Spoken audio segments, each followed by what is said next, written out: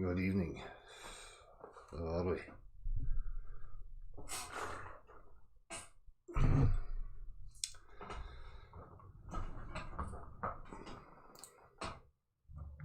Hope you are well.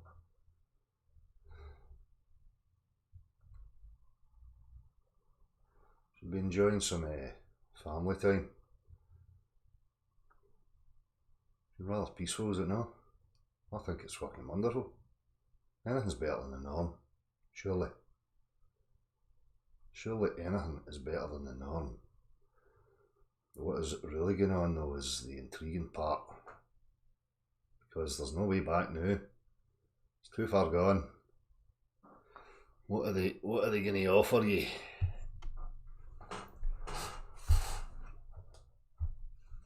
Are they going to keep the globe and space and all that rubbish?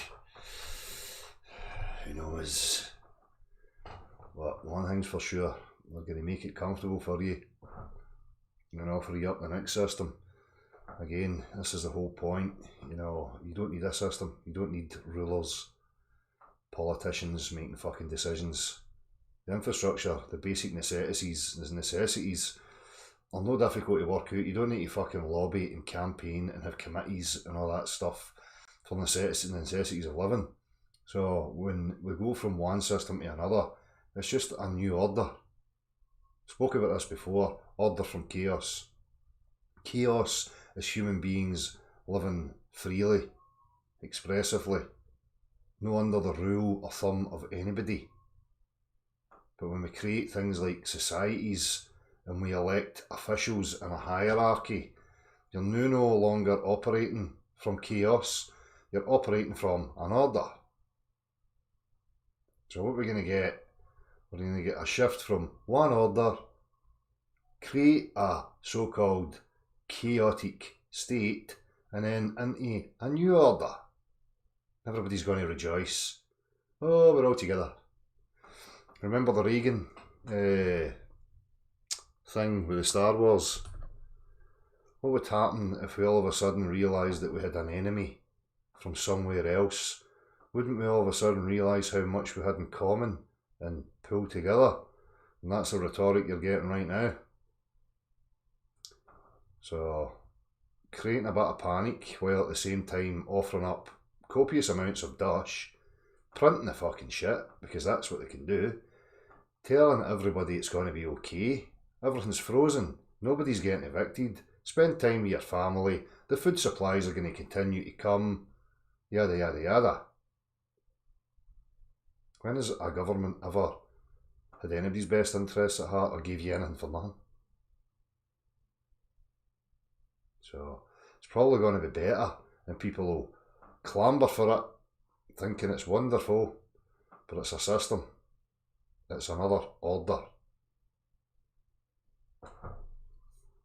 Anyhow, still been good. At least it's been kind of quiet, peaceful.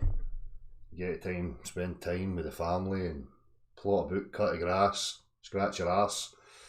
The good stuff. It's supposed to be sunny the day, right enough. I thought, I gave up with the fucking trailing. Nah, no sun today. White out.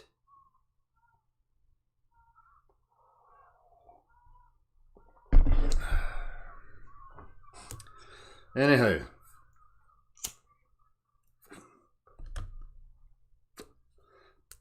many of you may be suffering from Curvona virus, where you think you see the earth curving. You think that you live on a curved spherical earth. If you are suffering from symptoms like that, you should self-isolate indefinitely and eat as much toilet roll as you could possibly consume. I promise it will make you better. Because you don't live on the exterior of a sphere. You live on a level plane. With the full perimeter, the full dimensions unbeknownst to us, the majority, because you were born into the cult of globular earth and told that there was a limited amount of land. You were given a land layout and shown little images on your TV screen of a little spherical earth floating about a void. That's impossible. I don't care what they show you on your TV screen. Reality, demonstration of a practical form. Any measurement of Earth will show you that the Earth is a level plane. Why do people feel the need to text me as soon as I go fucking live? I just don't get it.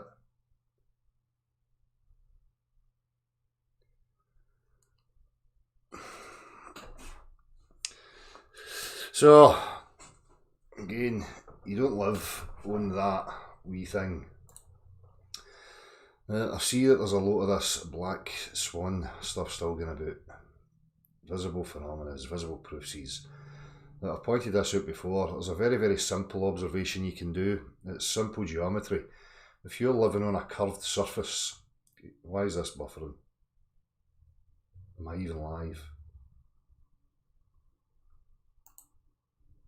Let me just check here.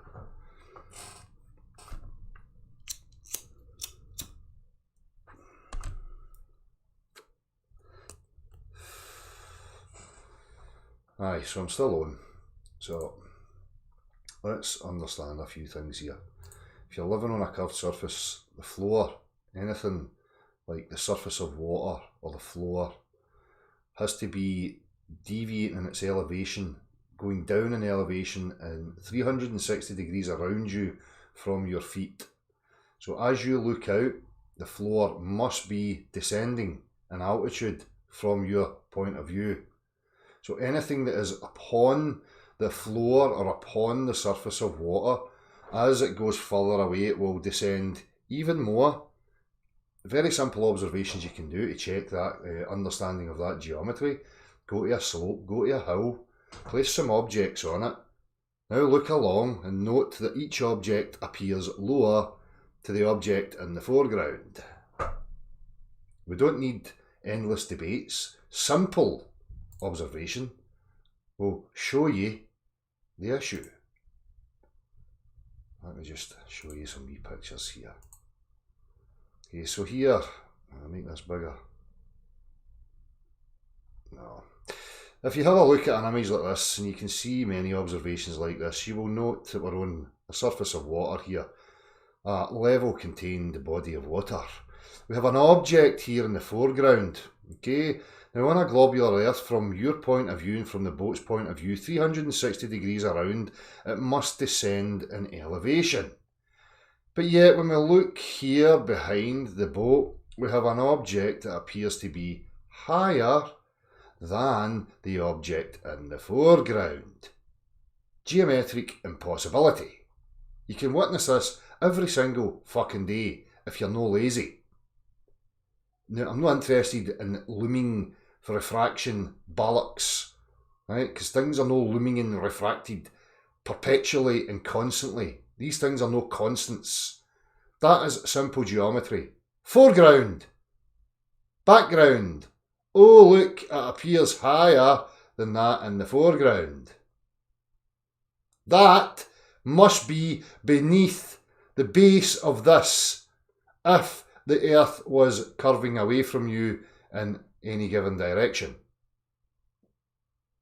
That's how it works. That's how spheres would appear. That's how a slope works. That's reality.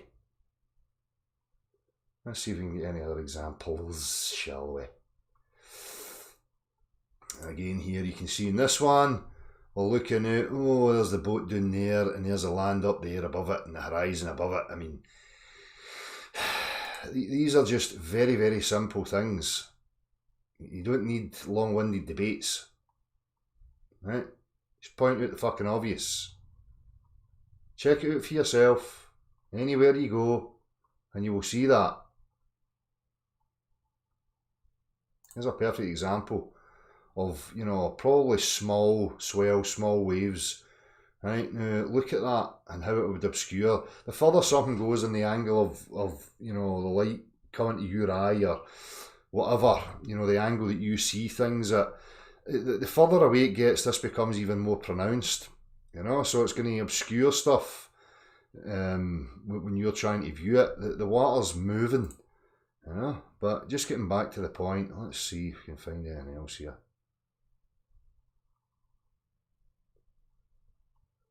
even in a shot like that. And as you can see here, you know, the camera's pretty leveled because the horizon, the apparent horizon, appears to be in the centre of the reference frame, because if any optical device is perfectly leveled, your horizon will intersect the centre of your visual field. Okay, so you can see that it's pretty leveled. Boat here, horizon higher than boat. Impossible if the Earth was curving away. Okay, but we don't need that. I'm just pointing this out because of this black swan stuff that people are rabbiting on about. You start from the very first point, which is you understand the properties and the behaviour of the substance known as water. Okay, so when somebody tells you it can cling to the exterior of a sphere and conform and display convexity upon its surface, they're morons. When people say, but you've not measured it, you've not measured it. Yes, I have. I have demonstrated the substance, I have interacted with the substance, I can view the substance in my natural environment, I can make some predictions based upon my purely visual observations, I can then take that substance and predict its behaviour. I can mess with the substance, I can mess with the containments, I can perform all sorts of gymnastics, and that stuff will always behave the way it appears. That is, that it finds the lowest potential energetic state, filling voids, running down slopes, and it will dam up and the surface will form an equilibrium. That being a horizontal plane, level. Level meaning no deviation from any starting point. And I move upon the surface, and anywhere I go from my starting initial reference point will be the same elevation.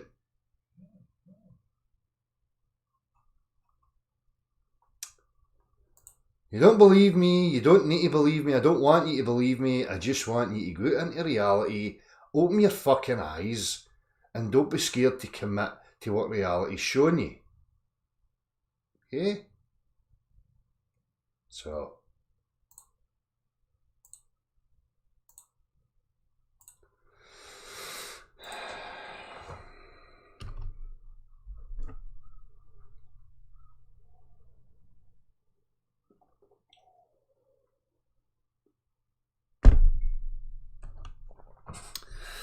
I'm buffering, I don't even know if I'm live.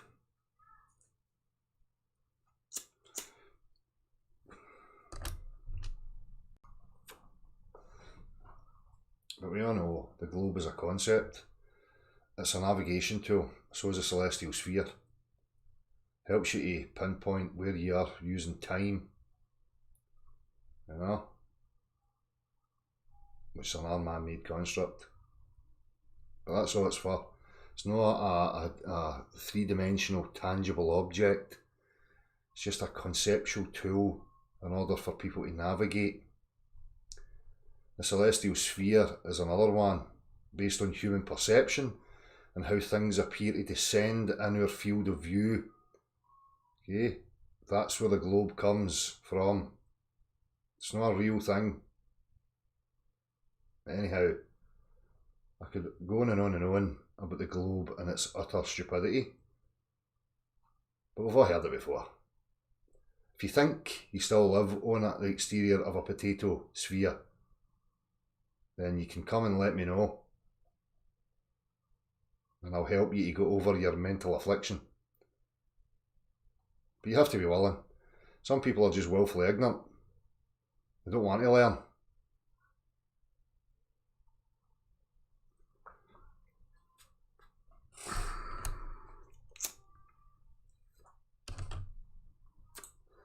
So, sketch on a Saturday evening. You can join me if you want. Let me know what you think's going on with coronavirus and all that. As I say, I think people are underestimating the enormity of what's actually happening here. We're not going to get back to where we were. This is too far gone already. The ramifications of what is happening are enormous. So you're probably going to get a new order, a new system, but it's still going to be a hierarchy. You're still not going to know where you're, why you're here.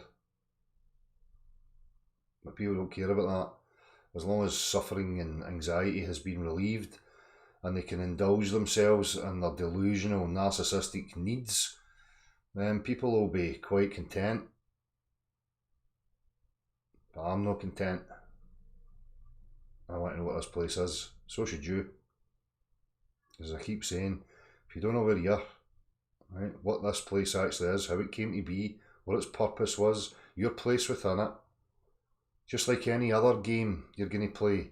If I blindfold you and I take you to a field with some new game, or a contained field, wipe your memory, whip the blindfold off. The first thing you're going to try is to establish where you are. What you're going to be met by is people with books, concepts and ideas, teaching you and telling you ways of life within the perimeters of where you find yourself. And you may get swept up by some of that. Some of it may appeal to you. You may forget your pursuit. You may forget your initial question. You may go through a whole life forgetting that because you have been enamoured by the trinkets and the delusions that are on offer. You have to get back to asking that initial question, because without that, you have no idea what game you're playing. So,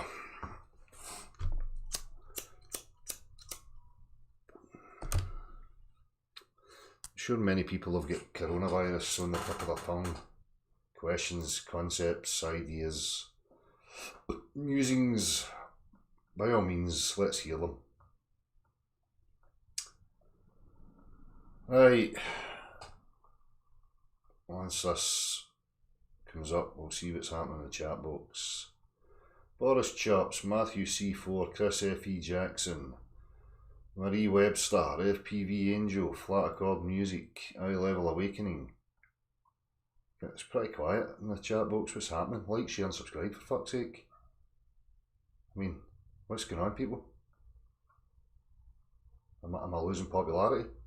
Oh no, what am I going to do? Oh. Network, share it for me. Go and get people. I am the Messiah.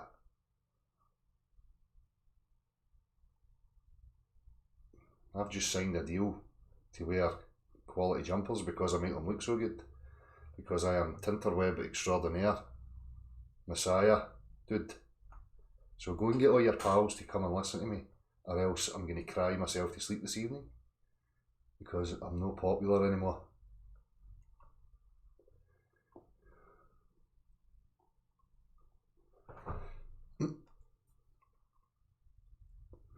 I've not checked, Stuart. I've not had a chance yet, mate.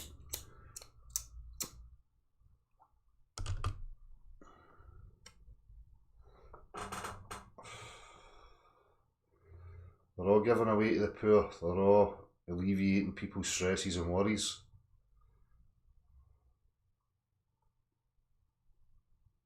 Because that old system will be wiped clean. Start afresh. Prosperity for all. New opportunities for all. No more debts. No more poverty. Something like that. As I said, it's going to have to be better. When your cattle are getting disgruntled, you need to appease them. Particularly when they're starting to question the fence, the perimeter fence. Can't have that. Cannot have that. Because if they discover the perimeter fence, they're fucked. The game is over. So I can guarantee you they're going to keep little old delicate potato rock in the bag.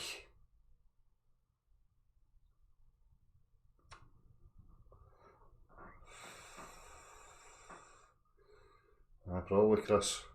But no right now. No right now, they don't.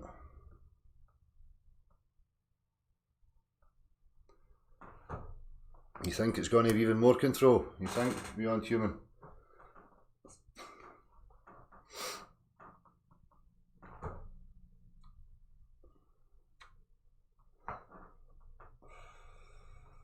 Oops. Certainly I'm Stephen Parker. Told you it's because I make them look good. Who better than the Messiah to sport their jumpers? Huh?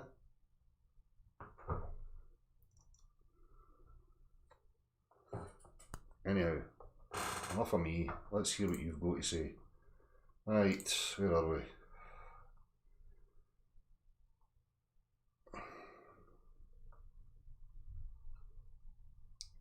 I've got a lot of fucking emails here. Jeez, oh, where do I start? Right, let's start there. What's this? Creation Cat. We've chatted before a few times in your live stream. I've watched all your vids and can't fault you. Don't know if you're still doing the live streams, but I may be up for one shortly. I will let you know. No worries, Graham. Just let me know. Jean's wanting a chat. No worries.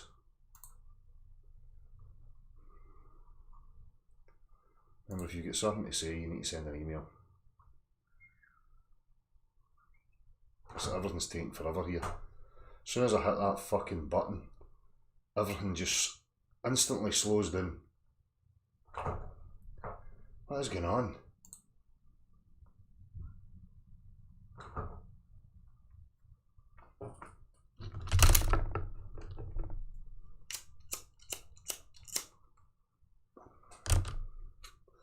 They're just reaffirming the Big Daddy.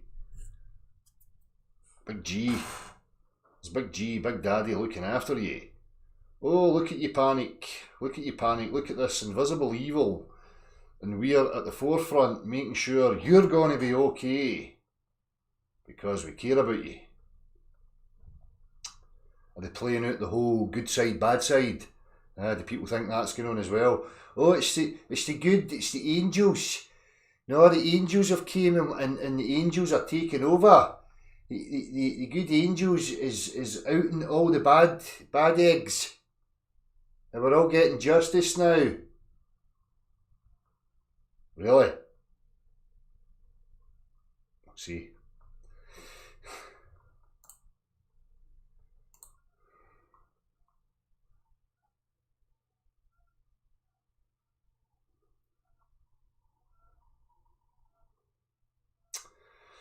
But whatever's going to happen, as I say, we came up to a point, we'll say the start of March, where life in the cult was plodding along as we know it, then all of a sudden, wallop, stops, everything's stopping the world. And do you really think, if you analyse just even one little strand of that, how it's ever going to be seamed back together? It's not going to happen. Right, let's see here. What's this bill?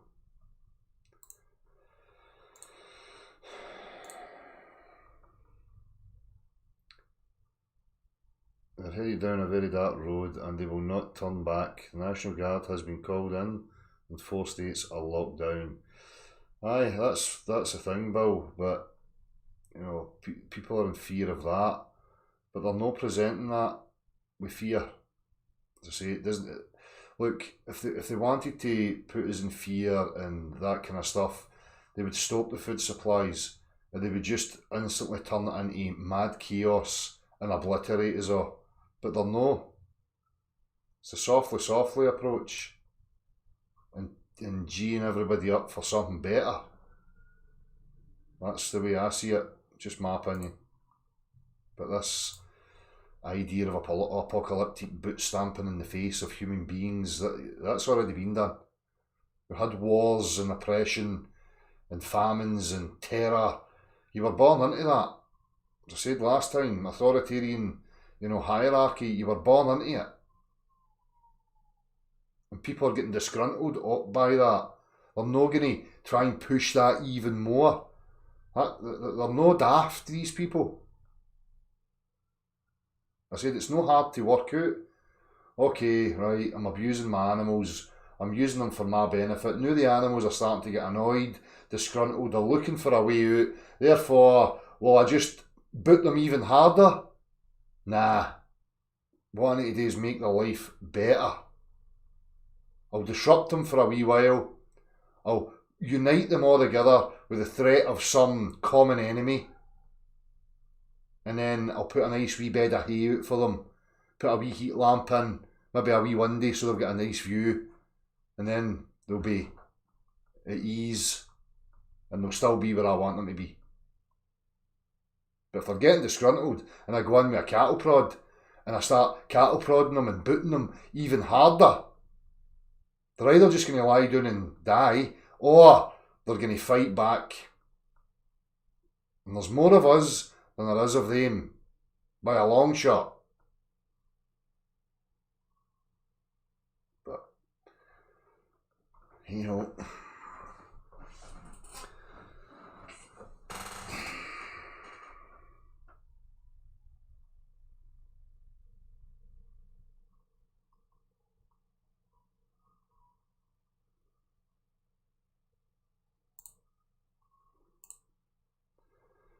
as I say, I'm interested in what anybody else has got to say, so you need to email me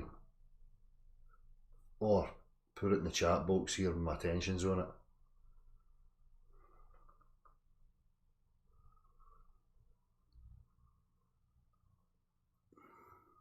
They have the military. Now, the military are men and women, just, you know, do you think the military are like kept in a cupboard? You know, like robots? No, they're human beings. So, hello. Hello. Jeez. Hello. Yes. Can you hear me? Very clearly. Hello. Very clearly, very loud. Yes. Am I loud enough? Yes. Okay, the camera's not on because we've been getting the greenhouse ready today. So I'm a bit of a mess. So you know what I look like anyway. No worries. So this coronavirus thing, whatever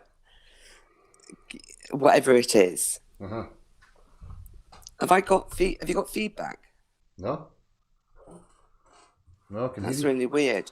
So I'm on my phone, so I haven't got anything else open.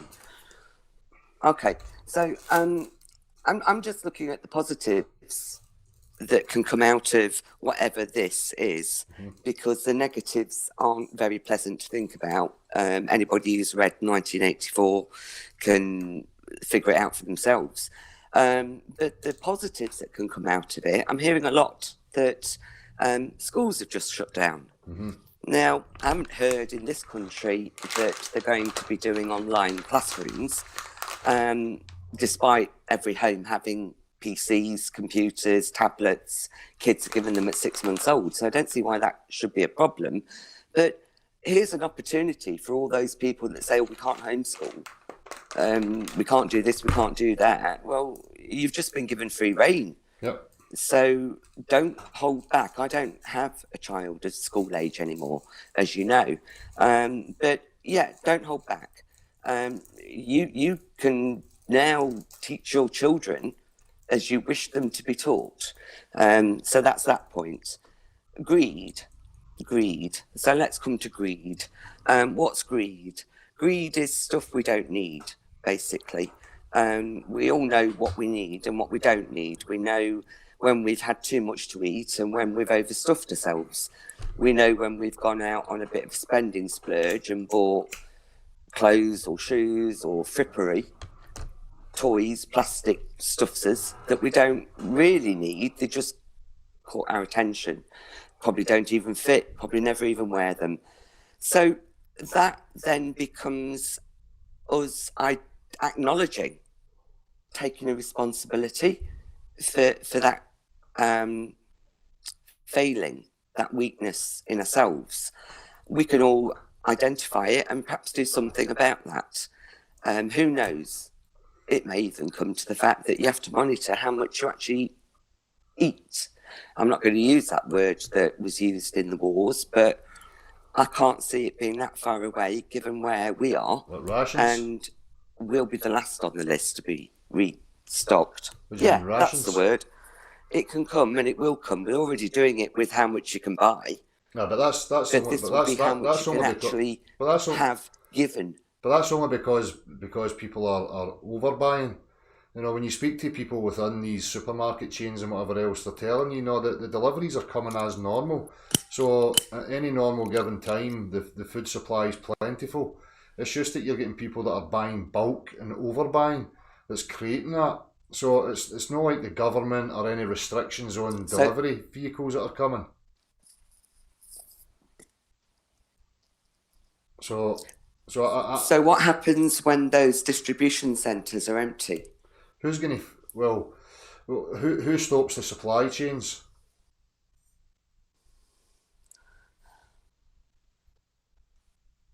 Who would stop the supply chains? That comes from where the supply comes from. But that's what I'm saying. That comes on demand. But we talk about usually. These, sorry, Jean, because but people talk about these things as if there's an invisible, supernatural being that can just, usurp and stop things left, right and centre. At the end of the day, it's human beings like you and I. No Illuminati, no Freemasons, no secret cabal government agents. Real people driving trucks in warehouses, picking crops, growing crops. These are real people that do that stuff. So if any government or MD was to say stop the food supply, do you think the people are just going to go, all right, okay, then I'm just going to starve my wife and children because you said so? That just doesn't make any sense to me.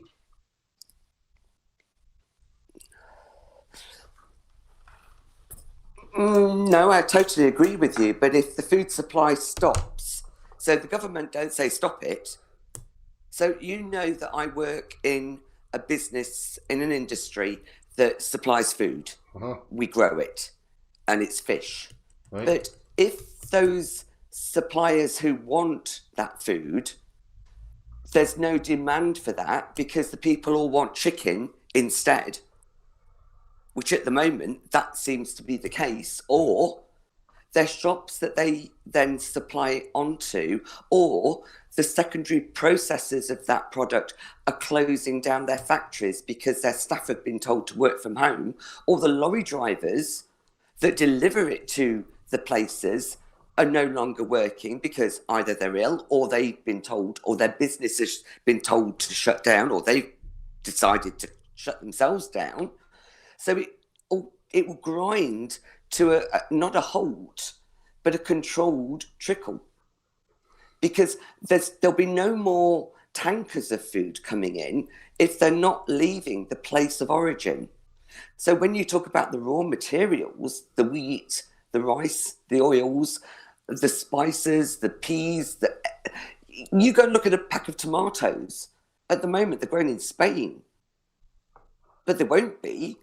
Nothing will be coming from there because the people won't be picking them because the people can't go to work to pick them or get in the lorries to deliver them.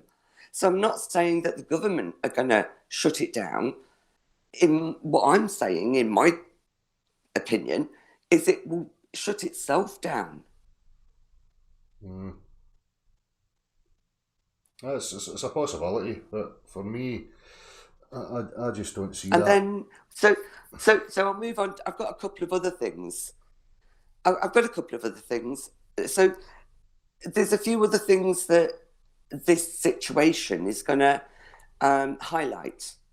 And that's people's relationships with each other, with their families, with their friends, with their relations.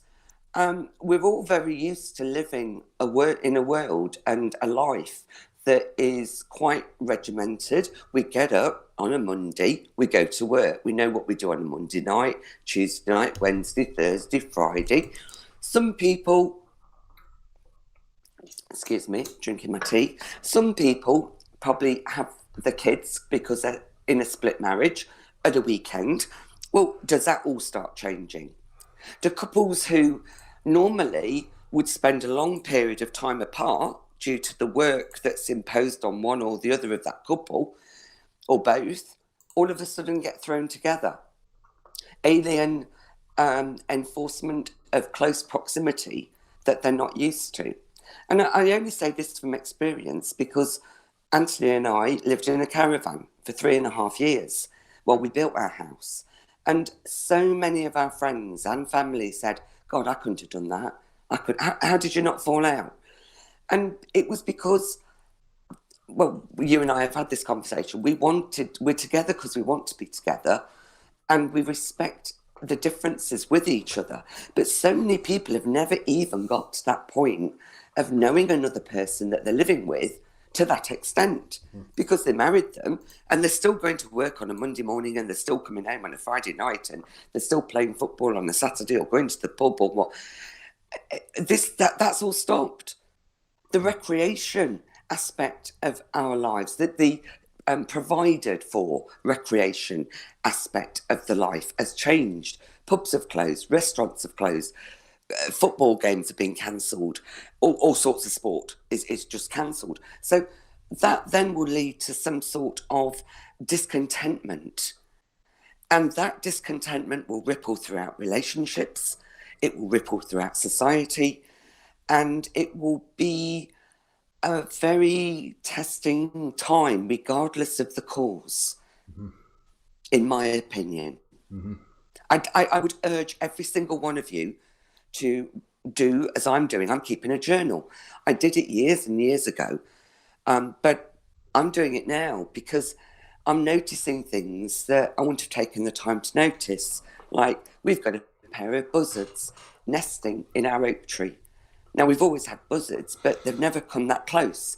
I would not have noticed that I'd probably never have noticed it because I wouldn't have been doing what I've been doing these last few days normally.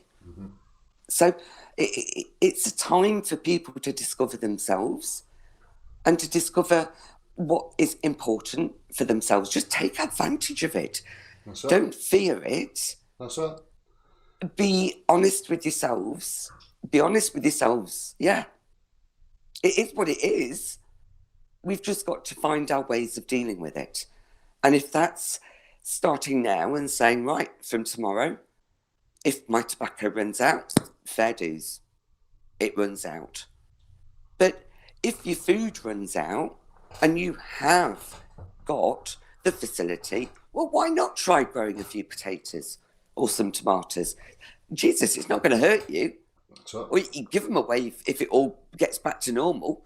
But, if it doesn't, you've got some tomatoes or potatoes or whatever. And it's not rocket science. It's not like going to the moon. This is reality. This is tangible. And you can all do it. Anyway, that's it, basically. Talk to me, Del. How are you both, anyway? I was just letting it will be no finish normal off. for you, no different, because your boys are... Well, we live like that anyway, so, we live in close proximity with each other. Aye, that's what I mean, yeah. So, when you're saying it about a testing time, well, the testing time may be for people to realise they're living lazy, apathetic fucking lives, and in relationships that they're in just because of pure habitual and for the wrong reasons, which can only be a bonus. So as you say, for me, it's about time people started to embrace things and started to be really honest with themselves and not be scared of that. At the end of the day, you'll find how to properly socialise with your loved ones, identify who you actually are, what your interests are. That is a good opportunity and people can connect with their own children again. And again, it's going to be long enough that you can start that as a lifestyle. But I'm deeply suspicious of what else is coming down the pipeline, to be honest with you, because it's all fluff and roses right now, and the usual mantras of unity, common enemy, yada yada. So just as I've said before, if you leave people too long like that, they're going to become accustomed to that way of life. And for me, you're never going to get it back to where it was, which is probably the plan, because this system as we know it, it's never going to be back to the way it was. It has to end. The full economy, the monetary system, it has to crash because it's irreparable. Even in the last, if you give it, 3 weeks, you just take a couple of wee isolated cases, the butterfly effect that reverberates through all walks of life, it's never going to be recouped. Do you think all the banks and debts and stuff are all at the end of this they're going to start sifting through it and going, right, let's reconnect back to the life that everybody had, and this is where you were, and this was your mortgage and your debt, so that's just not going to happen. Not a chance. It's too big, too far gone. So whatever they're up to, they've obviously got some sort of plan, or they thought they could take it so far, they've taken it too far, and it's now running away from itself. But as I said, and you said it there, people need to remain vigilant, and no buy into the fear, and keep yourself stress free and away from anxiety. Conserve your energy, get your focus, get yourself feeling good, and spend some quality time at home. And then, that way you're going to be better equipped for whatever comes your direction. But seriously, in my opinion, just don't see any of that fear nonsense with the no food and the civil unrest. You're going to get some disgruntled folks, and there's going to be a wee bit of tension, granted, given. But they're alleviating that with all the talk of making sure that workers and people on benefits are going to be taken care of. I mean, they're increasing benefits, they're increasing the pot for people that are going to be out of work, so that mortgages are frozen, rents are frozen, you're not going to get thrown out your house, you're not going to be pursued for any of that stuff. So they're making it comfortable for people, And yet you can be arrested if you are suspected of breaking the quarantine. So wherever they're going to put these people, they're already talking about jails in other countries that have been emptied because the coronavirus allegedly has infected them. For me, that's misinformation, because it's not about being arrested, you'll be fined. And exactly. So what they're going to do, you can't go to work to pay your bloody fine. What is the point? And when is the case going to be heard? Well, this is it. Why? I mean, that's part of the butterfly effect I was talking about. My car was at MOT last year, and I get stopped, and they tried to give me the £100 fine, usual stuff, but I just ignored it. And then they were calling me to court in the start of April, and I got a letter through saying it's not going to be happening, but pretty much just contact this number or whatever. I'm just going to ignore it. So that's just one isolated case. Now think of the thousands of others, unless it's a real serious crime. I mean, how are they ever going to deal with the backlog? There's not enough personnel. There's not going to be enough time. They can't Do you see any? What? Do you see any connection between the countries that have been badly affected with civil unrest? What do you mean, in those countries? Before it was a problem. Well, the coronavirus thing, if you look at allegedly, it's the most corrupt countries for me that are getting hit the hardest. Well, that's the stories we're getting, Italy and Spain and the likes. But was there not a lot of civil unrest already in those countries? Yeah. China, civil protests. Aye. Yeah, Italy, France. But that's what I'm saying, because the old system, people were getting disgruntled by it. So, they know that. Yeah, it had to collapse. Aye, so what they have to do is make us all unified, pull together for a bigger enemy, an invisible common enemy, so that we forget about all that stuff. Yep. And while it's happening, we're going to offer you up a better way of life and make it easier for you. So poverty decreases, people are taken care of, you'll not get stress about mortgages and rents and yada yada. Everything's pretty much getting frozen right now. So, if that's... Except there's a massive payoff. And it's called freedom. That's the payoff. Civil liberty and freedom will be the payoff. What do you mean? This will become a thing of the past, I fear. It's just me probably feeling a bit low about the prospect of what could happen. But don't commit your thoughts to a computer. Put it on paper, because when they pull the plug, they'll pull the plug and then they'll restart it again, but only as much as they want it to be restarted too. When the CEO of Google steps down, that tells me there's a bloody good reason for that. People don't just step down from a very successful business. Well, perhaps it's not going to be very successful very soon. Perhaps it's not going to be a business very soon. Perhaps Google won't exist very soon. Because it's a So reorder. you look at those kind of yes, exactly. So this is what I'm saying. There's a payoff for that, though. At the moment, people are being given the sweetness, as you say, the financial sweetness, the we'll look after you sweetness. Yep. We'll make it okay. Just listen to us sweetness. Yep. But at what cost? Well, this is what I'm saying about being vigilant, because there's something else in the pipeline. But it's going to be. I can't see chat, so I've got no idea whether people are happy with. If there's anybody else waiting to talk, I'm happy to drop out. But this is something that I've been thinking. Auntie and I have been talking about since Christmas, when we both got ill and were diagnosed with myself viral bronchitis and a very, very bad case of the flu, and Anthony had pleurisy. But actually, our symptoms were what they're telling us on the NHS symptoms for this book that's going around now. So is this something that's already here, has been here? I know that a lot of people across the plane, that I was reading lots of comments from a week ago, and I went through hundreds of comments, and they were all saying the same thing.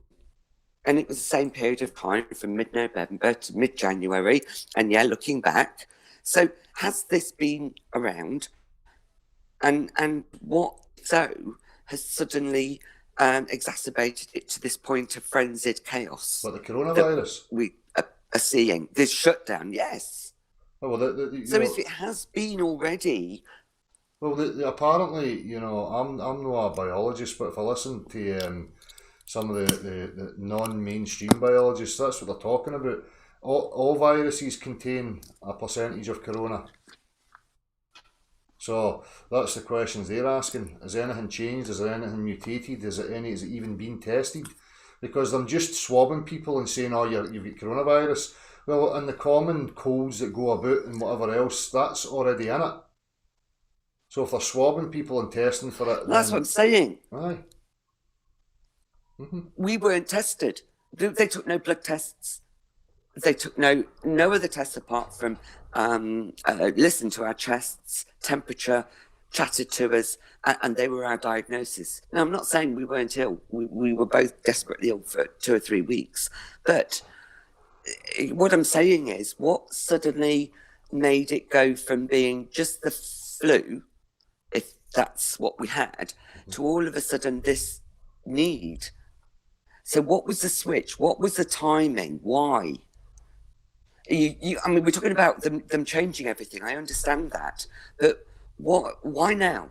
Because it's hitting fever pitch for why me. Why not July? Why not September? Because it correlates perfectly. Because for me, when we change the seasons, when we go from winter into spring and from summer into autumn, that's when people get the common colds, the flus, because of that change, whatever it is that's going on, right? So it's no coincidence for me that they done this at that time, because what happens is that a good percentage of people will get the sniffles.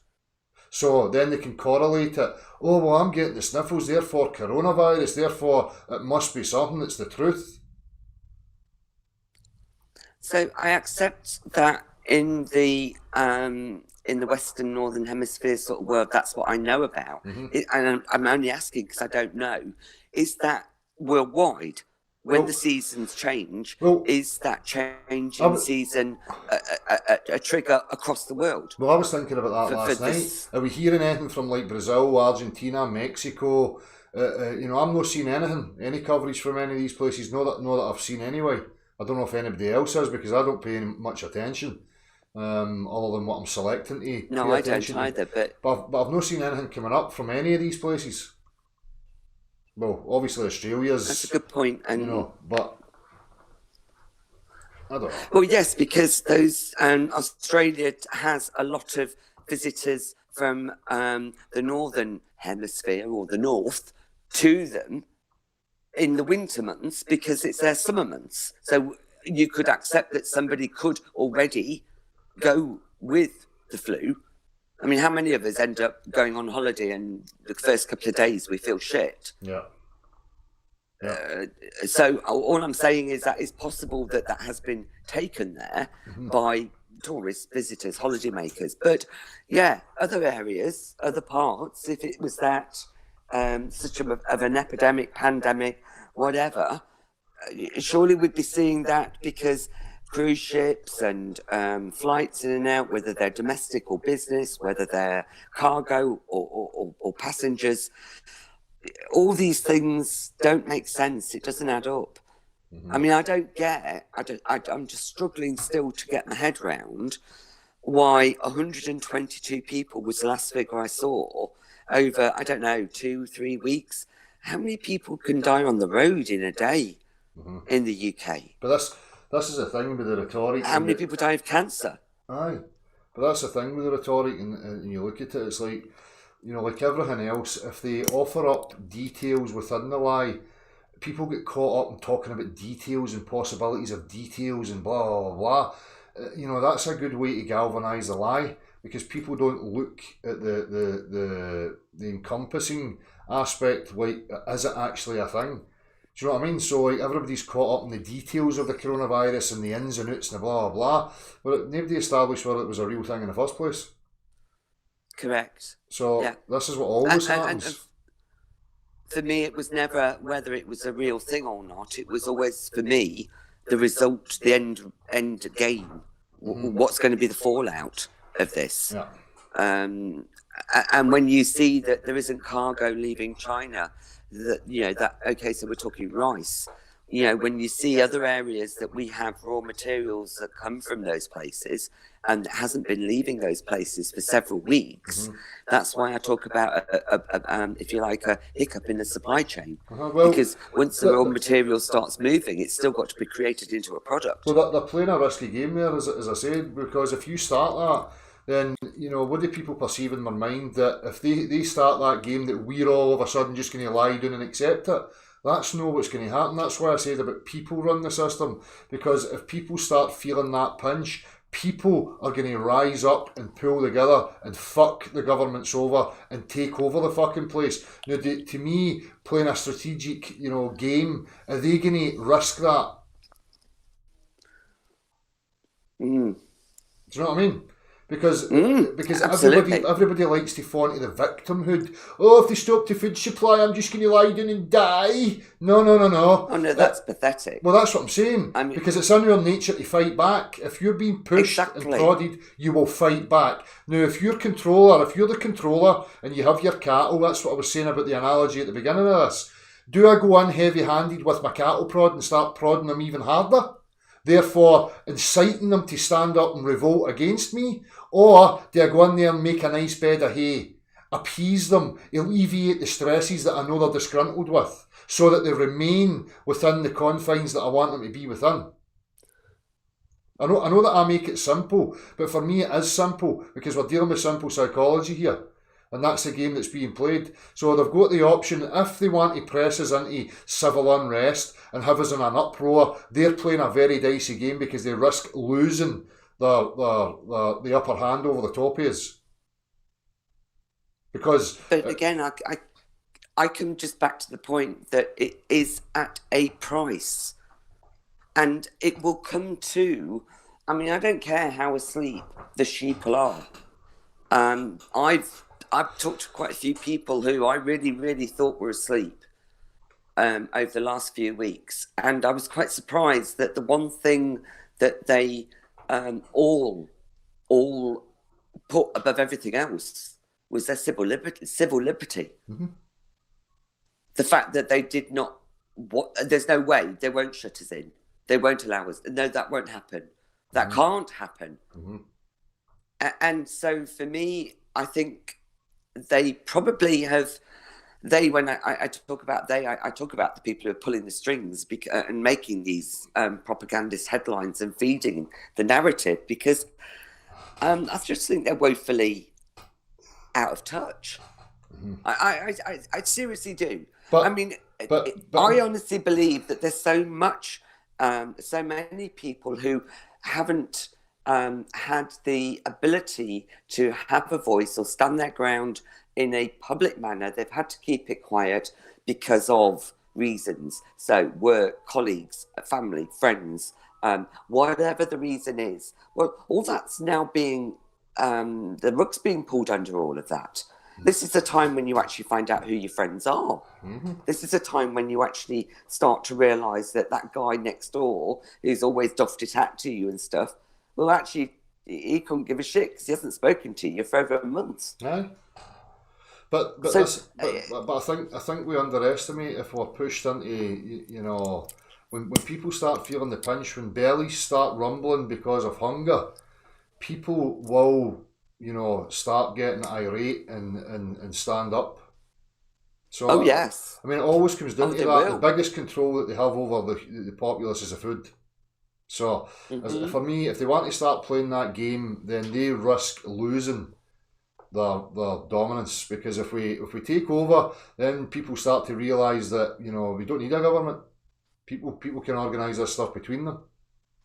Yep. But we've been sold this bullshit that we're incapable, and a lot of people are apathetic because of the system we've had in play. Right? And people are being habitualised. But if you whip that away from them, then people have got no option but to start contemplating and analysing what's actually going on in their surroundings, because their comfort's no longer there. Now, what I'm witnessing happening now is that people's comforts are being put in even more so, because you're getting free time and you don't have to worry about losing your property. So, what's really going on? You know, is it that they want us to be in that comfy, apathetic zone while they maybe try and trigger a world war or a blue beam type scenario or a whatever, or wait a wee, you know, I hear people saying that this is just a precursor. They're going to do this one, and then in another 6 months or a year's time, the bigger one's going to come. And I'm like, but no, because this is too far gone already. As I say, it's not like they're not going to turn around in 6 weeks' time and say, oh, okay, right, coronavirus is under control, let's all go back to normal, because the system's now totally and utterly fucked. So it's impossible for us to go back to the habits and the norm that we had before. Just the way I see it. So they've started this ball rolling, and they're just going to keep continuing it now to whatever ends they have. I don't think there's going to be a break. It will become a new. We will be forced to accept our new normal. Yep. For a time, and then eventually that new normal will change again, because they will realise that they can't sustain that which they've promised. In the meantime, hopefully, enough of the cattle that they've been not prodding, they've just been teasing and pacifying with the nicely sweet hay, will realise that at the end of the day, this hay's mixed with nettles and dandelions and shit I don't actually like. That's it. And this fence isn't that secure, and I can push out of this to get to that grass that's over there. But that's people start. They'll do for themselves. They will. But as you said, this is an opportunity now for communities, you know, family, you know, friends, neighbours, to communicate with each other, speak to each other, bring these topics up in conversation, particularly your children.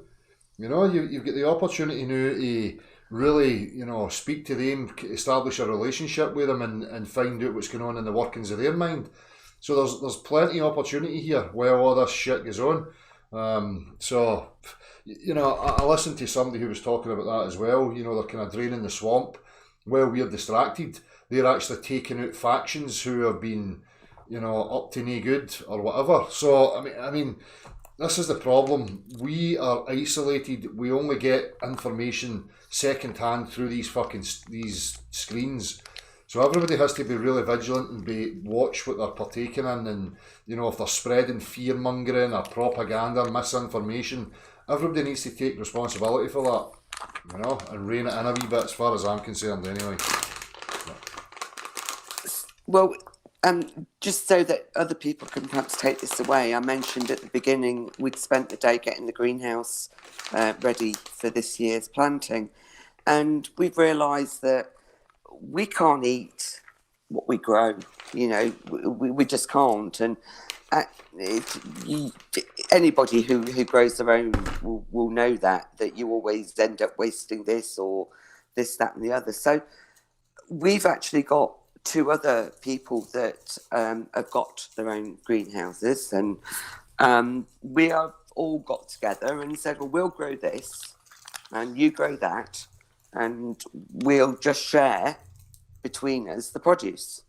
So that way, you know, we're not growing too much that we can't eat it all, and they're growing something else that we enjoy. But if we grew it, there'd be too much for us.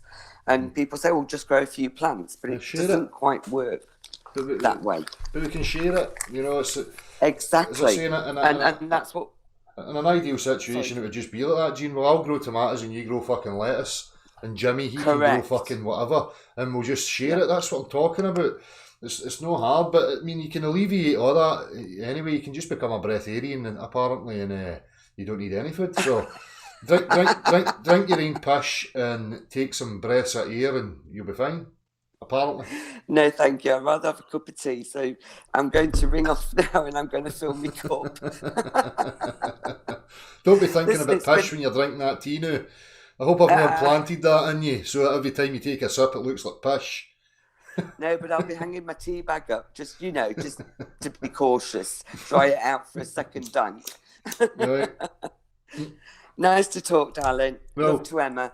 Appreciate it, Jane. As I say, everybody's got their perspective and their thoughts, and that's exactly what it's for. You know, we can all disagree and have different thoughts and whatever else, but you know, I'm not committed to any notion of what I think's going on here. I'm just cautious about every aspect of it, you know. So remain vigilant. Well, we haven't.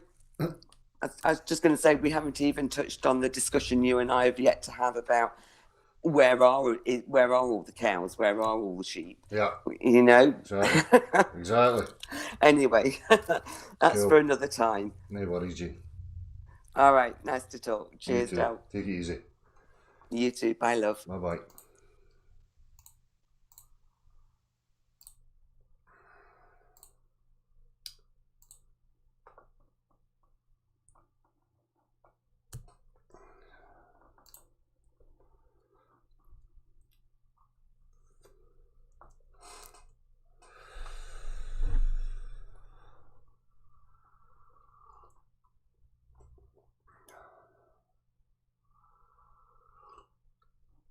You know, I've seen people with their masks on, it's fucking pathetic. I was actually going to come on here as 00 scientist with the mask and the fucking suit and everything, but I couldn't be bothered. I might, for next time though, I might get more views, likes and subscribers. All that stuff's... Do you want to join me? If you want to join me, you get something to say, you need to send an email to up there. Bill and mates, nobody's joining me yet, so short Saturday. What's people saying in the chat?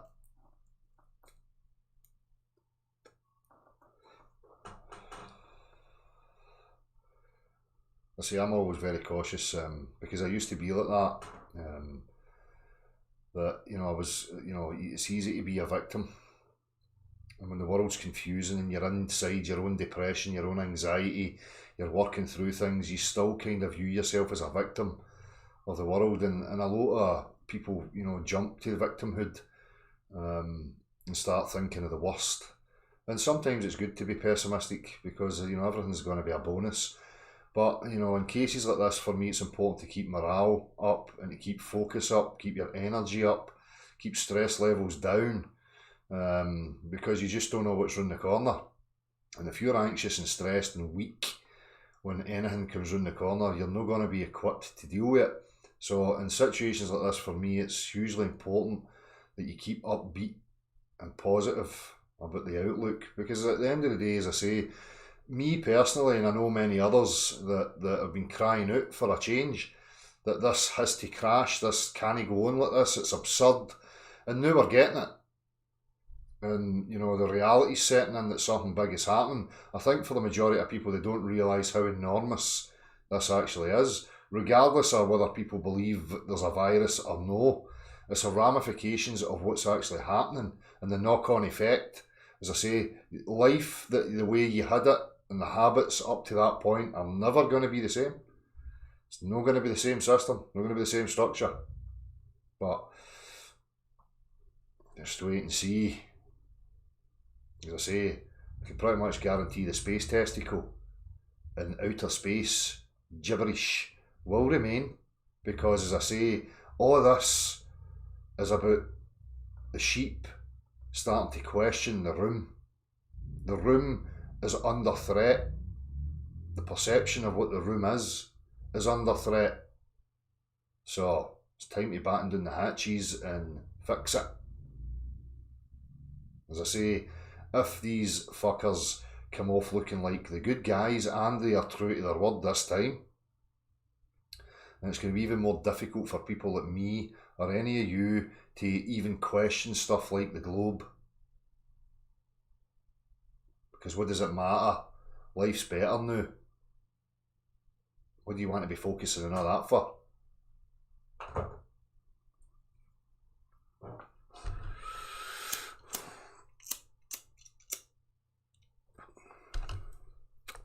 As I said right at the beginning of this journey, this is, my realisation that all this psychological and emotional manipulation, control, to keep you static, emotionally, psychologically, physically constrained, is so that you don't ever get to the point of removing it all, shedding all the baggage and starting asking the fucking questions. Where the fuck are we here? What is fucking going on? They will continually keep you wrapped up in drama after drama, promising wee trinkets, carrot dangling in front of your nose. Keep following our lead, keep coming, we'll take you to the new promised land, as long as you fucking stay here. You can disagree with me all you like, but for me, that's the realisation I came to. What was the need for all this control? They don't want me questioning the room. Because the limited resource globular Earth allows a structure of control, because you need elected officials to dish out the resources, because they're so limited and finite.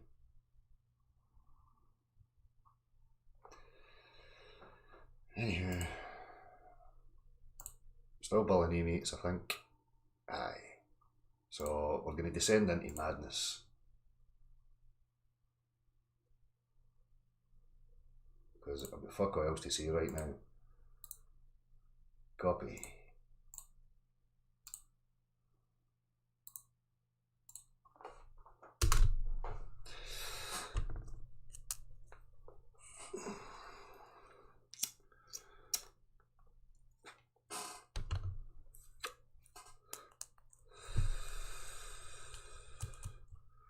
Well, what are we going to do? If they stop the toilet roll supply, oh for fuck's sake, how are we going to live? There's going to be a lot of stinky arses running about the place, because apparently without toilet roll there's no other way to clean your sphincter. Again, take up Breatharianism. You'll never need a shite or a pish, so no need for toilet roll or food.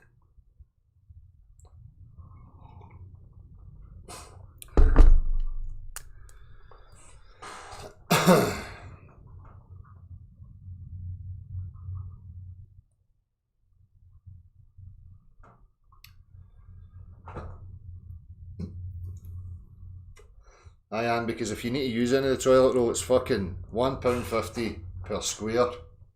Right? We've even got fucking shea butter toilet roll and scented stuff. So the scented stuff's £1.75 per sheet.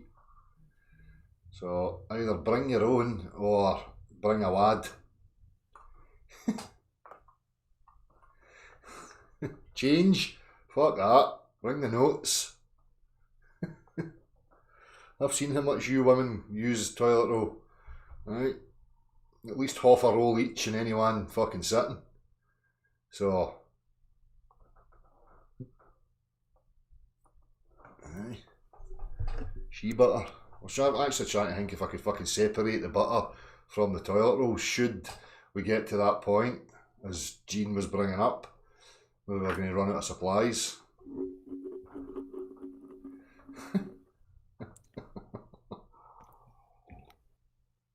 ASMR.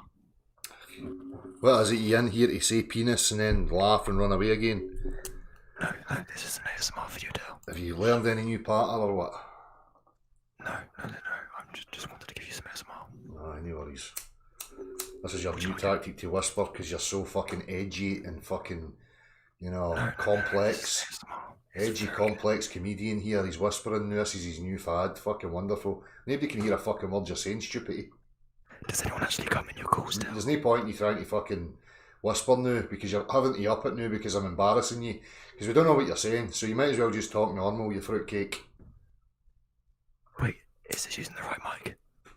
You're in here to try and shame me. You're in here to try and make me feel low. You're in here to try and make me doubt my insanity. Oh, nobody likes me. Nobody's coming into my chat. Oh, no, so I might as well give up. Fucking never, cunty balls. I was using the globe is fucking retarded. You're a retard, and I ain't going anywhere, cocksmith. No. ASMR. Any globe proofs you yet, stupid ass? Yeah, it's round. This is one of the globe's main proponents. This is one of the best they've got to offer. He represents globular earth concept. This cretin here.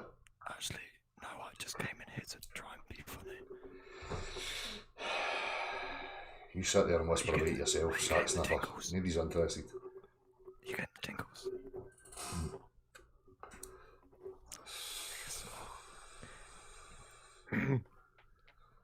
Oh no, man's got that one out. A dirty phone call, he's giving me a wee thrill.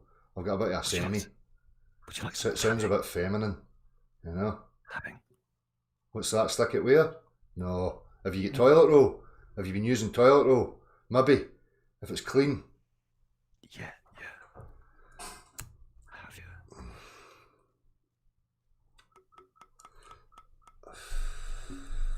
Tapping.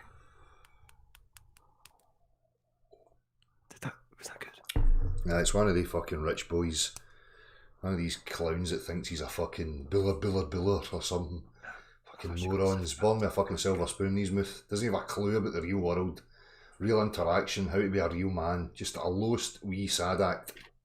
And he keeps coming here because he's, you know, looks up to me or something. He feels the strength. He wants me to help him. But he's going to continually act like a petulant little roaster.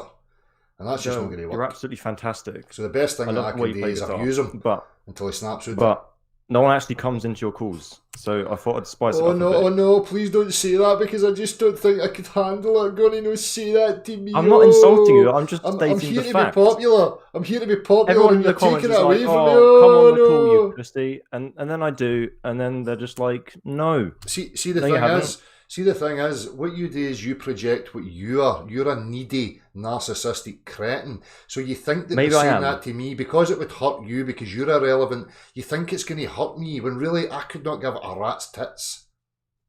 No, I'm not trying to insult you. If anything, that's exactly what you've done. I don't think I've said anything mean to you. Insulting myself or being insulted would mean that I give a fuck about what other people think of me. Now, do you get the impression that I give a fuck about any of that? What? No. Right, exactly. Evidently not. So shut up, stupid arse. You're totally illogical. You don't even understand the workings of your own brain. Right? All you do is run about projecting your derp everywhere. You're talking to yourself, son, when you come in here. No me. No, I was just doing ASMR. No. You're meant to talk to yourself. You're here to be broken down mentally and emotionally, right? Because that's what you need. So I'm your therapist right now, sonny boy. Okay, let's go. Therapy. See, the thing about it is I know you'll feel better after being abused by me because you'll learn stuff, right? And that makes it better for you because you'll advance, right? You will advance. But so far, your advancement's very slow. I believe you. You know? I believe you. I don't need your approval or any of that stuff, son. I'm way beyond you, way above. I can read you like a fucking book. Not therapy. That's lying. That's what the government are doing, Del. Do you still believe you live on a globular Earth? Yeah. I haven't been completely convinced on the contrary yet. All right. But you've been convinced that it's a globe? Yeah. How did you manage that? Well, because I was educated. What does that mean? I went to school and So I you was were taught told. certain So you were principles, told. and That's exactly what's the matter with evidence you. provided to me is more wholesome Evidence. than the contrary. Give the definition of evidence. Well, I don't know. Shall I Google it? Is it a court case? Is it a concept? Obviously it is. You understand it's a concept because you're invoking the word evidence. Right? I can use evidence to Fundamentally, sway it's just entities. more information that's consistent with each other. Do you know what I mean? No. It's just interpretations of natural phenomena that are worked to fit a preconceived presupposition. Right? That's not how you conduct yourself. That's culty behaviour, son. Just look at reality for what it demonstrates to you. Now, what demonstrations in the natural world can you offer me that would suggest, even remotely, that I'm living on the exterior of a curved spherical Earth? Go, give me one. See, I can't answer that question because you don't have anything. It doesn't exist. Because you don't have anything, exactly. It's conceptual, and that's why you need your belief that the Earth is flat is based entirely on the fact that you can see that it's flat. Why are you strawmanning me? What belief do I have? What belief do I have? What? What belief do I have? You think based on what you see that the Earth is not round? The Earth is demonstrably level. Mm-hmm. Yeah. Demonstrably. So you can see it's level, but that doesn't necessarily mean it is. It's demonstrably level. Do you know what geometry means? No. You don't know what geometry means? I couldn't get the definition up because I haven't prepared for it. That's not what I asked you the first time. Here we go. I never asked you for that the first time. I asked you for the definition of evidence the first time. No, I'm asking you, do you know what geometry means? What does geometry mean? Shapes and shit. Shapes and shit. Aye, wonderful. I just wanted to do ASMR. What does geo mean? I don't know, you tell me. Earth. What does metric mean? To measure. So, geometry, earth measurement. Why do we apply Euclidean plane principles in every facet of our lives? No, you see, this is completely Why do we different. apply Euclidean plane geometric principles in every facet of our life? It's just words, though. It's not just words, it's a fact. No, it's not. That's completely irrelevant to anything. No, it's not. This is what a liar does. Just denies and tries to obfuscate. So give me specifics. Give me specific. When do we use non-Euclidean? Where in practical reality do we use non-Euclidean? I don't know what Euclidean means. That's because you're a moron. No, it's because it's completely irrelevant. It's just a random fucking word you picked up in the hopes that the people you argue with get confused. That's just you trying to assert that so that you can try and make people doubt their sanity because you're trying to gaslight them because you're a narcissist. Right? You're an abusive, manipulative, little lying narcissist, son, and you're not clever enough to deal with somebody like me. Because I'll just run rings around you, rip your shorts down, spank your wee bum. The word Euclidean was never brought up. Because it didn't need to be brought up. Give me a natural phenomenon. Give me something natural in the natural world that would suggest to me that the Earth's curving. There's loads of shit. What? Name one. And in fact, primarily... Notice the empty statements of loads of shit. Again, it's something you say. That's the most truthful thing. Listen, I'll give you credit. I'm going to give you credit here because that's the most truthful thing you've said. There's loads of shit in regards to the globular Earth. Now, give me one natural phenomena, one natural thing that I can test, or even give me the suggestion that the Earth would be curved. Just one. Never mind saying loads of shit. Just give me one. Well, I mean, I would suggest looking in the sky, as I've done before. Why are you looking up at the sky, you maniac? Do we live in the sky? There's many ways. By looking in the sky, you can be like, well, hang on a minute. If this was a flat Earth, this wouldn't make sense. What? Name one. The transit of the ISS, for example.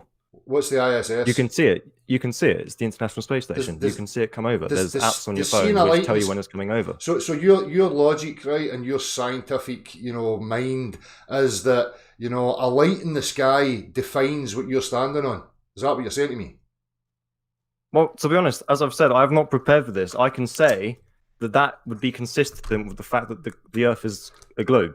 So seeing a light in the sky is consistent with, stating that what you're standing on is a sphere.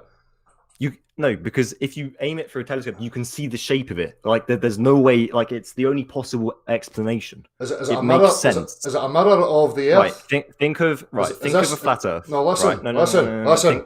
Listen, is No, this no, light? wait. Is this light in the Think of a flat sky? Earth. Think of a flat Earth and think of the ISS going around it. How would that work? I'm not interested, son. It's your assertions. So Exactly. You're the one that You're needs... not interested. No, you're not interested. I'm interested You're in your not assertions and interested your because it faulty... doesn't work. I'm interested in your faulty reasoning processes, and I'm trying to help you. So far we've got that you see a wee light in the sky and that defines the earth that you're standing upon. I'm afraid to say that you're one of the most stupidest cunts that's ever appeared on here. Okay. And why's that? Because of the stupidity you've just displayed for us. But again, you're too stupid so I'm to understand stupid because that. I'm stupid. What's that? What's that? Repeat that again, Peter. So what you just said is I'm stupid because I'm stupid. Yes, with your statements that you've just offered up, or you've been asked your reasoning and you've offered nothing. You've said light in the sky, therefore Earth's a sphere. And your reasoning is it's stupid. Well, it's total nonsense. I see a light in the sky, therefore it's leprechauns. No, because you can see it's the shape of the ISS, which means it is the ISS. It means something is up there moving. What else could that be? So I see clouds up there. Does that mean the Earth's now shaped like a cloud? No. No? That's like saying I see the ISS, it's the shape of the ISS. That's a shit argument. Well, no, we're talking about the Earth being a globe. I've asked you for some... Yeah, we are. I'm saying for that a start, the the ISS ISS are a light... You can track it on an app with the model of a globe Earth. The fact that it comes over at the exact point that it's being indicated would prove that it's the ISS spinning around the globe Earth. It's a computer graphic, son.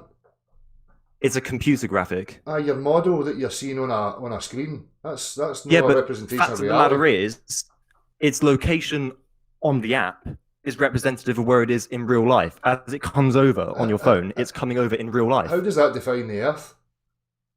Because it shows that it's consistent with how would that work on a flat Earth? How would you be able to see it? What is anything in the sky? We're trying to establish your faulty reasoning. What has anything in the sky got to do with the dimensions of the Earth? Well, because Oh yes, it's because I want it to be. Listen, son, I'm bored of you now, right? You've no go. It's not because I want it to be. It's because it's the most it's. Does your mouse do this?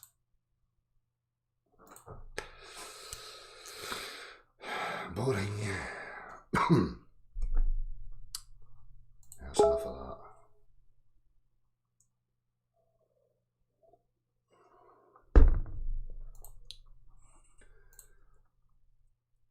Right, James Price, you're wanting a chat, so let's go for that.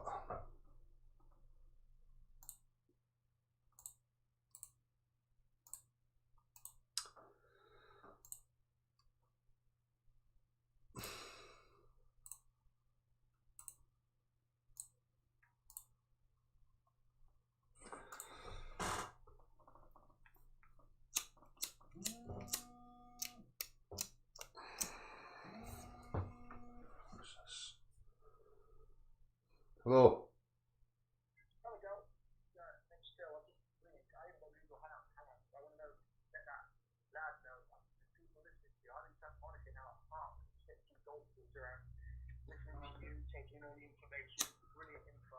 Mm-hmm.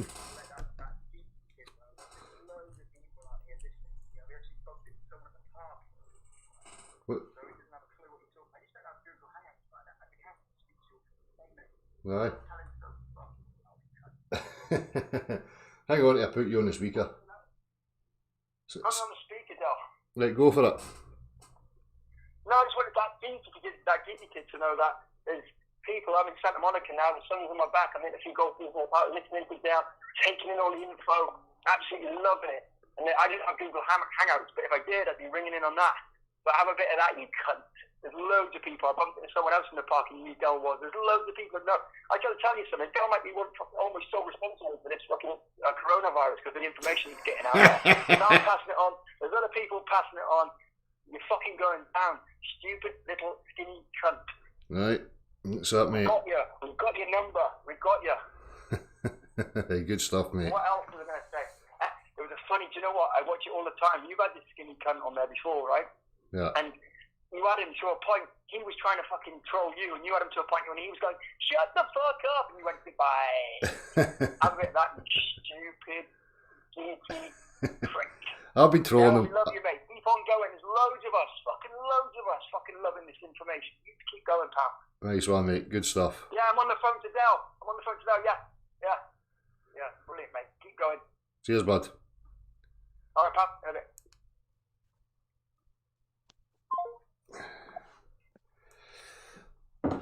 Hey, Dave, can you hear me? Hold on. Hello.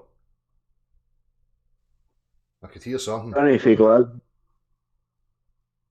Dale, it's Sunny. Dale, can you hear me? You're breaking up a bit though. It's the connection, bud. I can hear you now. It's the connection. There's a wee pauses there. Just a wee quick chat. Say hello. How you been, my man? All right? No bad, buddy. No bad. Bring up.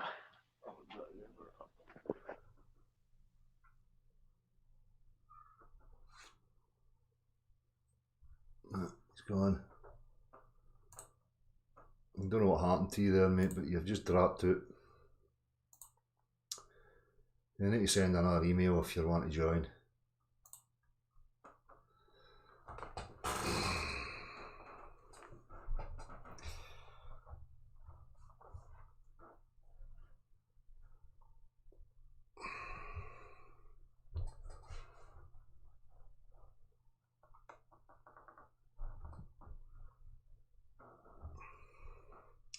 That's the thing, Thomas. You know, everybody talks about the sun and these things, and nobody's even established what they actually are.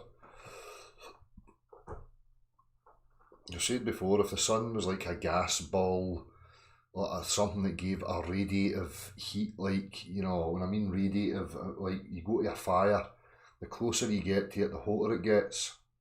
Well, the higher up you go, the colder it gets. And it's not because there's, you know, we've got the same band of air at the top of the mountains here. They're not that high, right? So there's not enough particulates to transfer the heat stuffs and all that rubbish. Right, you got a mountain, there's fucking snow there. Well, down at lower levels, there's no snow. So, you know, in terms of that, that's like saying, well, if I go closer to the fire with my ice lolly, it's not going to melt as much. And the further away I go from the fire, it melts more.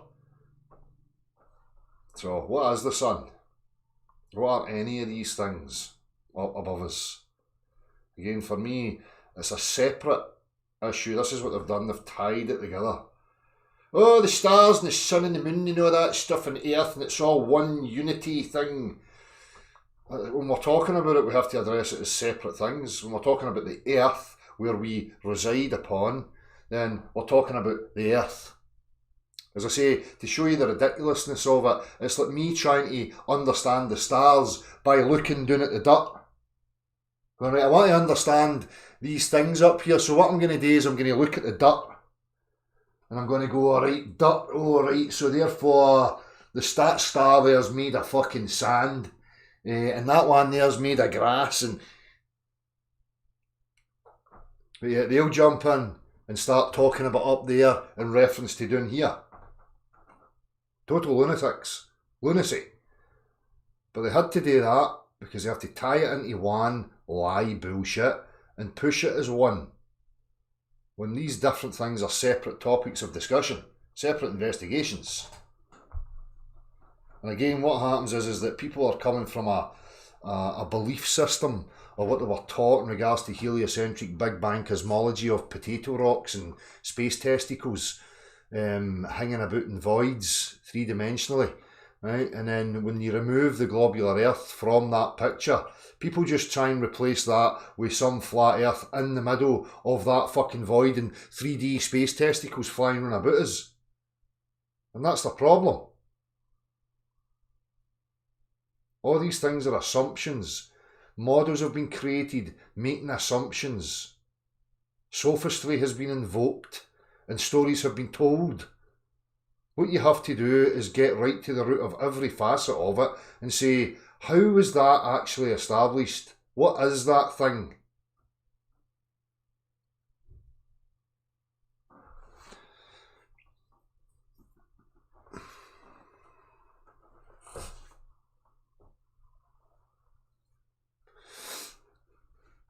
problem is people see space, stars, sun and moon more on TV and movies than actually going outside and looking at them. Exactly, Chico. I mean, you get Venus in the night sky all the fucking time here, right?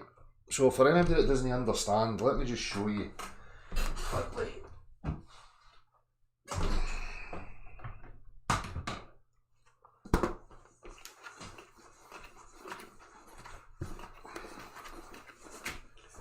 In their stupid nonsense model, right? You've got the sun.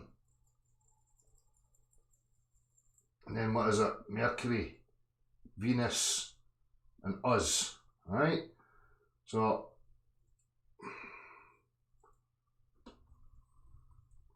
right, so there's us, and there's Venus, right? So, when it's daytime, we're always facing the sun. The Venus is always in the inside circle to us. When it's night time, we're looking out here. How can that ever appear over here in the night sky? It can't, right? Unless you're just here at this and you're looking across the earth, but you're still looking into daylight and you see Venus up here somewhere, right? That's not the case. It's fucking pitch black. Sun's been away for ages, and I can see the cunt.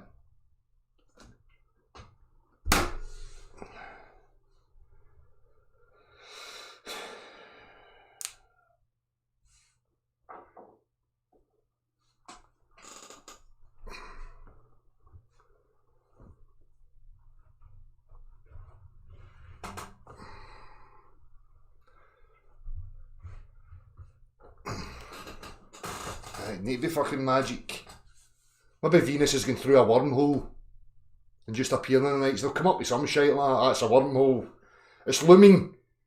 It's been refracted from the light side, run into the night sky.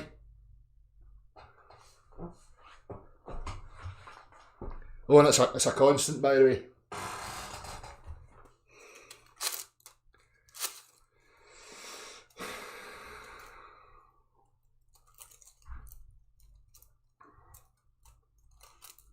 Keep getting these fucking idiots. Polaris proves you globe your earth. How?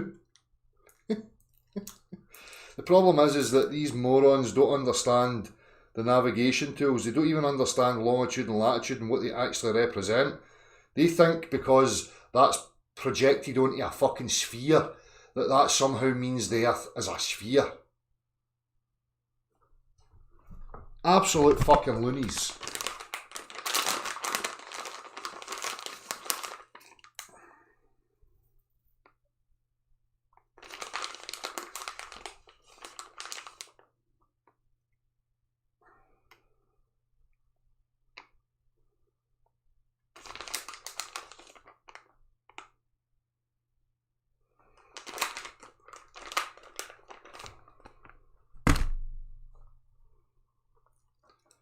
Well, that's it. One man needs a detector. It's because it's a conceptual thing, the globular earth. So they have to invoke astronomy, you know, and tie us into some narrative, some story, a concept.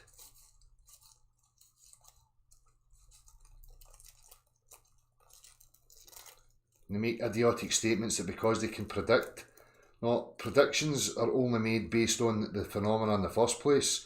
Your interpretation of it to fit your wee model does not define what it actually is. And that's just what they've done. By a sextant, they don't even understand how these things fucking work. They're too lazy. Too fucking lazy.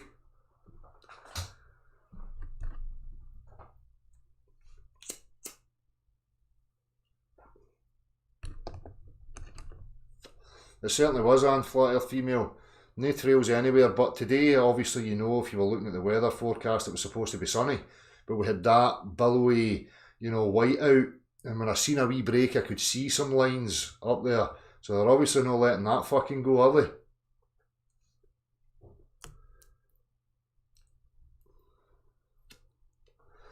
But in general, it's been quite good. You know, everybody's a bit more relaxed. You go out and the roads are a bit quieter.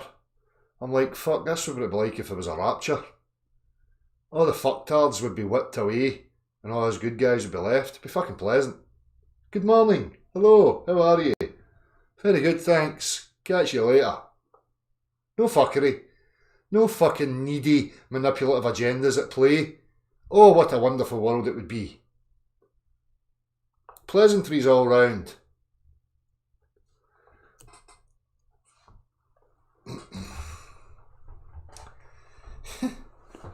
Wouldn't it be good if that was a real case of the rapture? Huh? Or coronavirus. Maybe like the coronavirus is a kind of rapture and they've got it all wrong. That it's actually going to take out the fuckwits. That'd be great. Wake up one day, all fucktards don't exist. They've been Mandela'd into another timeline where it's just full of fucktards and they need to deal with each other. That'd be fucking wonderful. Be good if we had a window to watch it.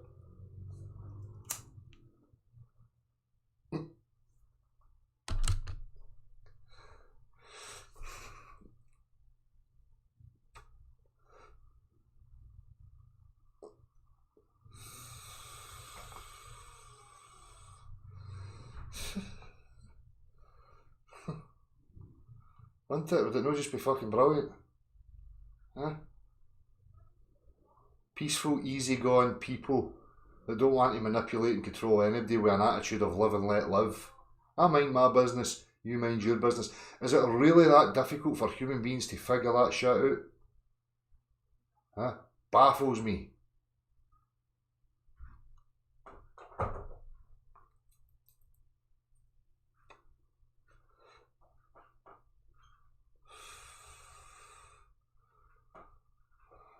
Exactly, southbound.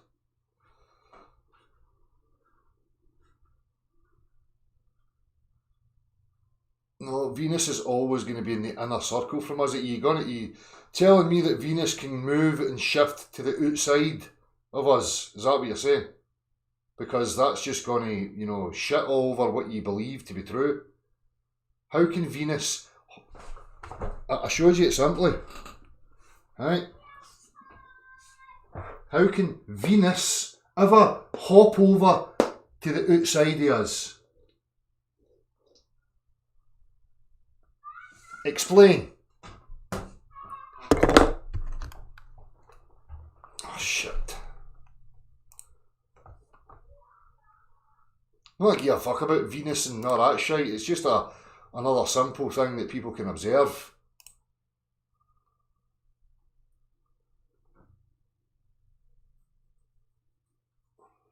Now, magic.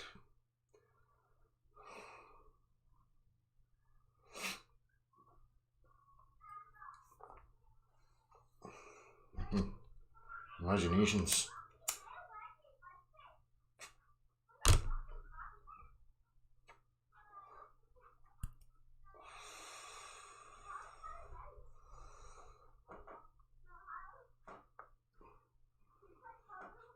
What's outside the possible containment? Infinite light, infinite lovey-doves. The stars are but pinholes.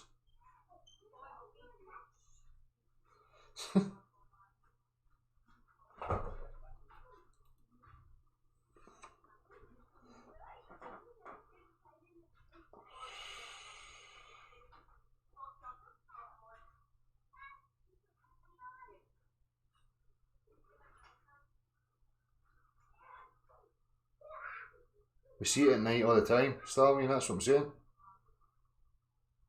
I see it at night all the time.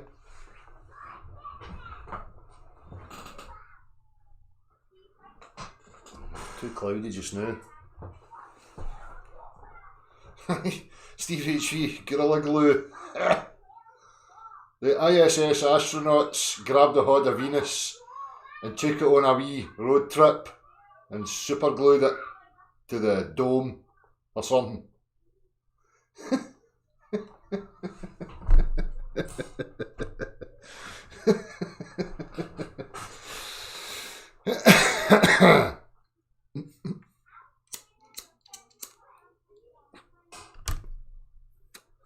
Maybe it was God's wife. Maybe we spoke about that before.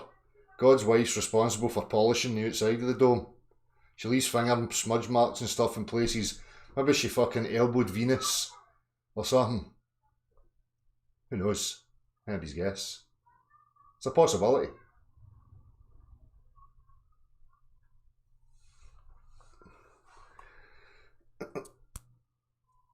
I think God would be too smart to even make a wife. No offence, ladies. Don't think he'd be that fucking dumb.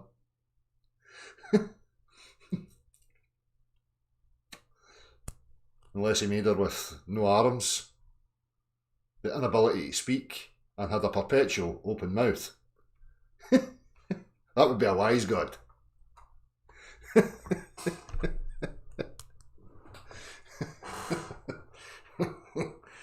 Oh, I'm asking for it. Oh, I'm treading on thin ice there. Aye, would never have gave her bottom jaw the ability to fucking hinge. They've been fixed. Like that.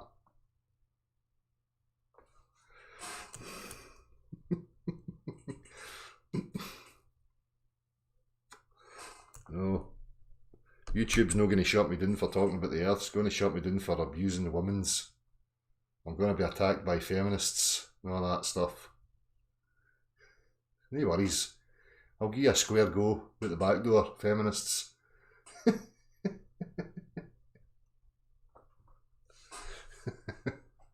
Just to show that I'm, you know, I'm treating you as an equal. Square go out the back door. You can punch it at me.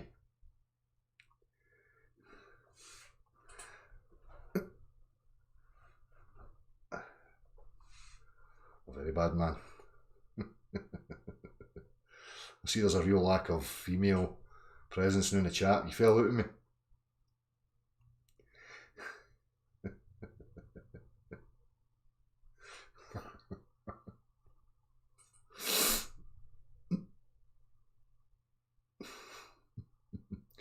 No, West Coast Wisdom, because that would be saying that you're of lesser capability if I have to give you a handicap. So apparently, use women's all want equality and all that. So I can't kneel down and do you a favour, because that would be playing into that whole shebang, would it not? So you're going to have to figure a way out of cracking me on the chin without me helping you. Just to prove that you're as good as us guys. Anyhow, that's enough of that. Sorry, God. Sorry, big guy. Tell the missus I'm sorry. Don't strike me down and all that. Put Venus back in its place, because the heliocentrists are going to go after that, Mrs. God. And wipe the smudgy fingerprints off the dome, please. Thank you very much. It's fucking with my view.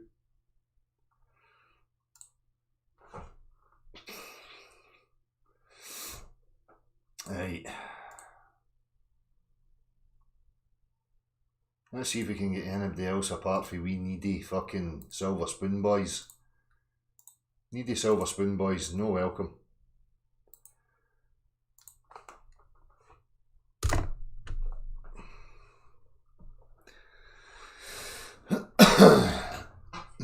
That's right, I was already forgiven before I stayed it. Forgo about that. I was forgiven before I even uttered the blasphemy.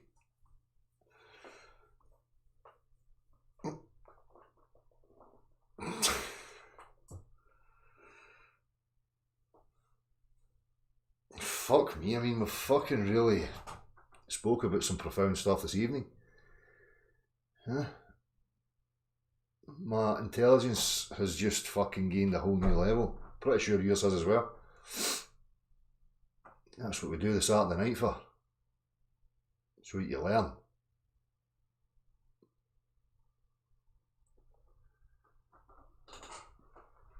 I'm pretty sure I asked for tea. See what I mean? There's these fucking disrespectful women again. No meeting the demands. Happy about that. Or was that the last time? Did I get my tea?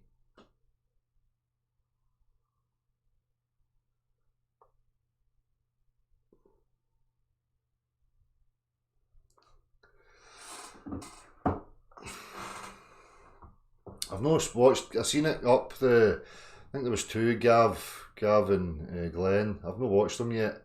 See, I've no time. It's been nice, as I say. It's been dry, so I've been cutting the grass and prepping the ground so that I can do my path and whatever else. Keep myself occupied.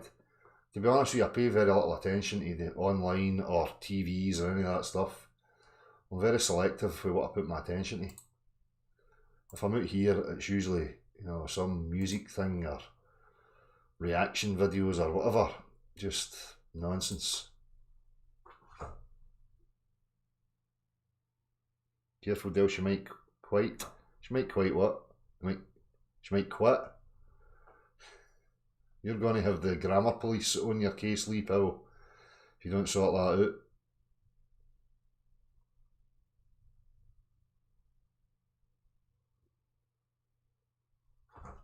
Exactly, Steve HV.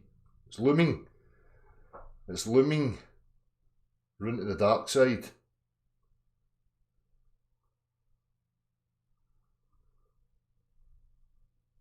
Toilet's done. Wait, toilet's done.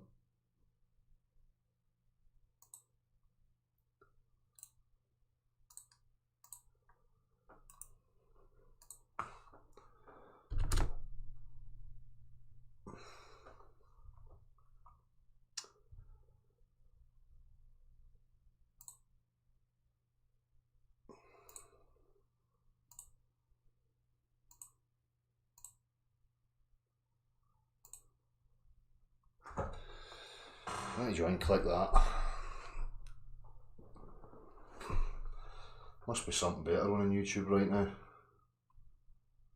Maybe I should talk about some fantasy stuff.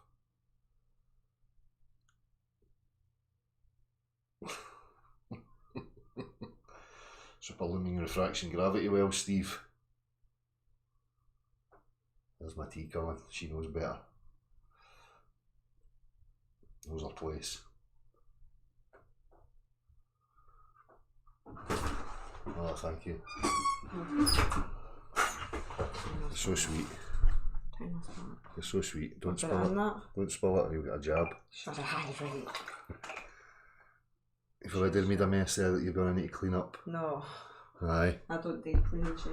You get it cleaned. You'll get a slap. Don't show off in front of people. Seriously. Don't do it. Beat it. You can try to do the big mammy act.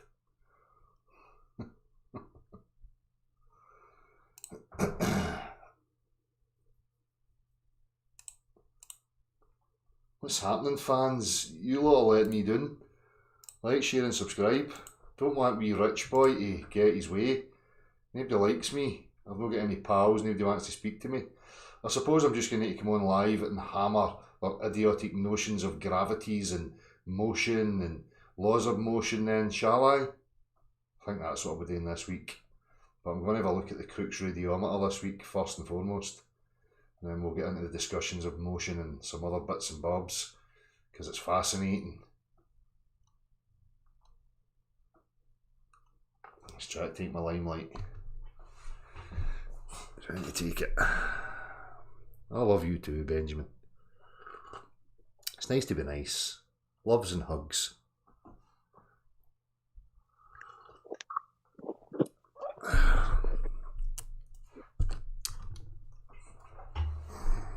Hello, Dale. Hello. How you doing, bud? How's it I going? was trying to, get connected. My boy had to fix the phone up. No worries. It's a bit crazy, isn't it? I agree with everything you say. I was looking at something last night, it was a bit weird. I said, I'm going to double check. See that big gas pipeline they're building for the Arctic right through into Russia, into China and stuff?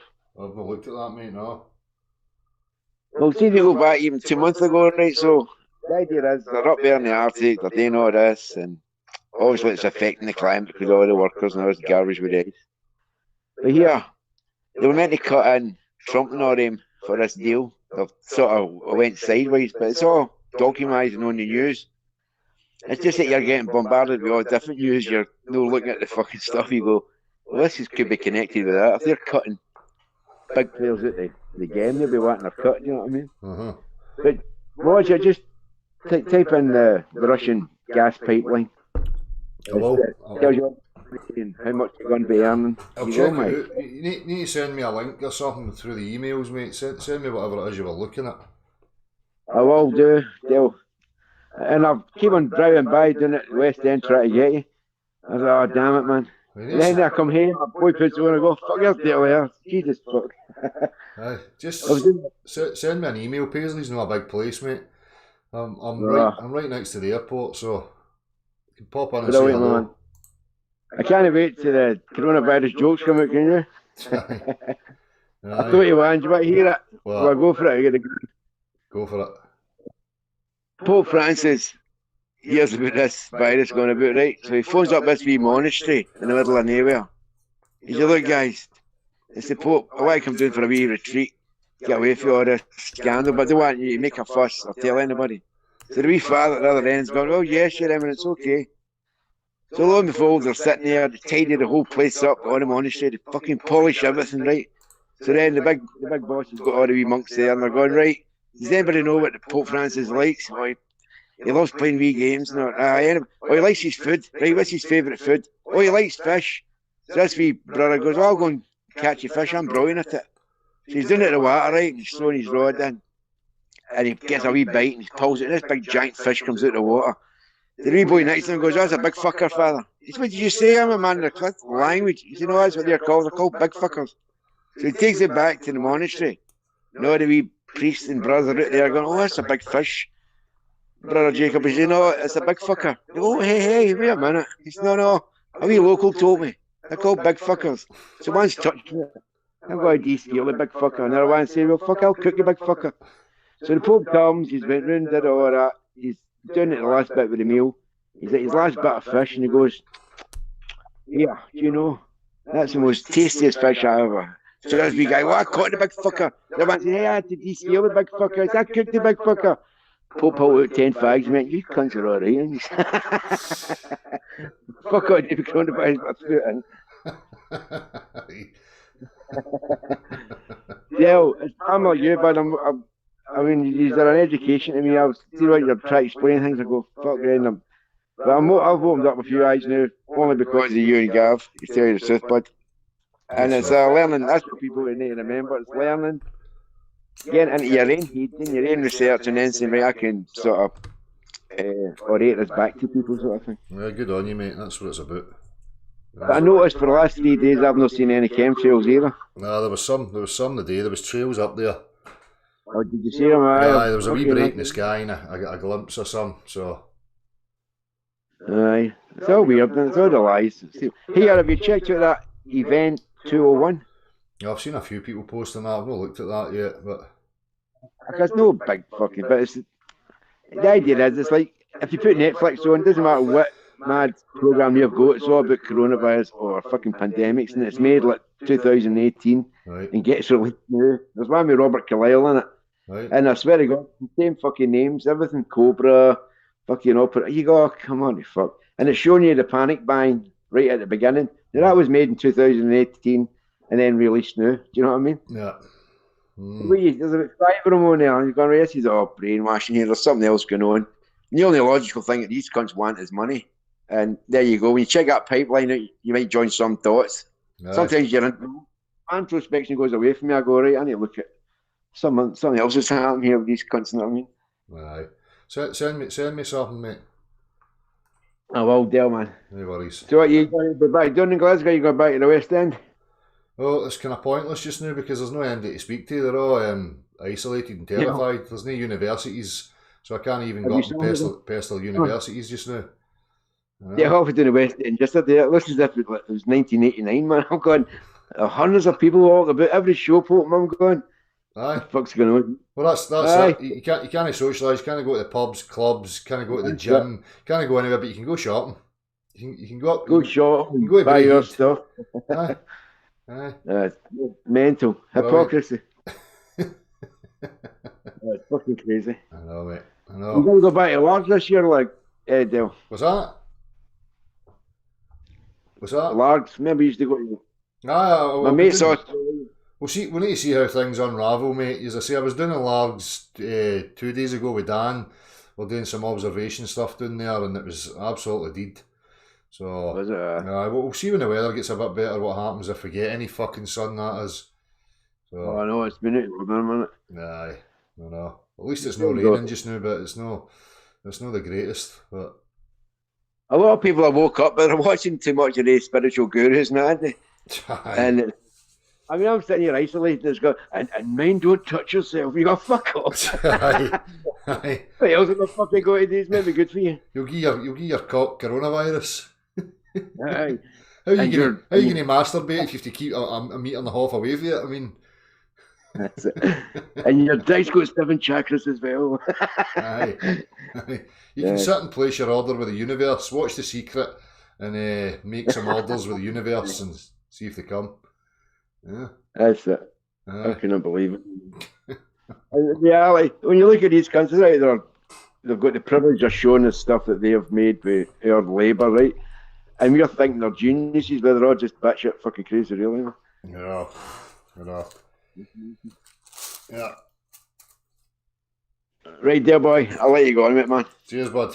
And thanks for accepting the call, Del, and I'll get you on video next time. No worries, mate. So I'll get my boy to send a few links. I do that, mate. Cheers. Good eye openers. See you later, brother. Cheers, bud.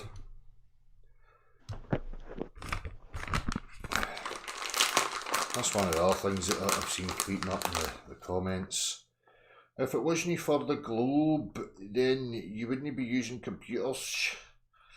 The technology's got fuck all to do with the shape of the earth. The technology we have does not define the shape of the earth either.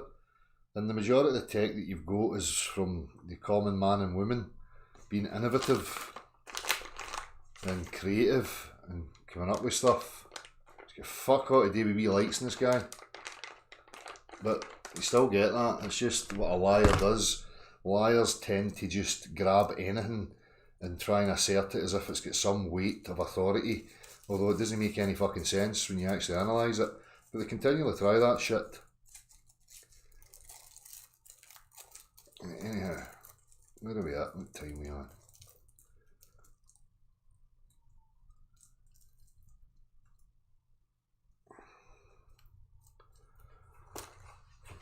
Fuck's sake, I thought this would have been the opportunity to get more shares, likes, subscribers while everybody was isolated.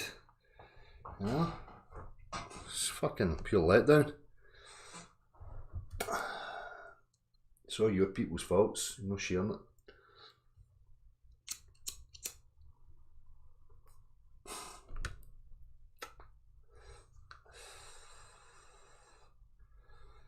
It's difficult to understand the broad West of Scotland accent. It certainly is. Well, at least people are being real. Now they're all here trying to be James Bond. Yes. Because he's a fake. That's not how James Bond really speaks. James Bond's from fucking Greenock. Right? That's not how they speak in Greenock. They speak like that man that was just on a minute ago.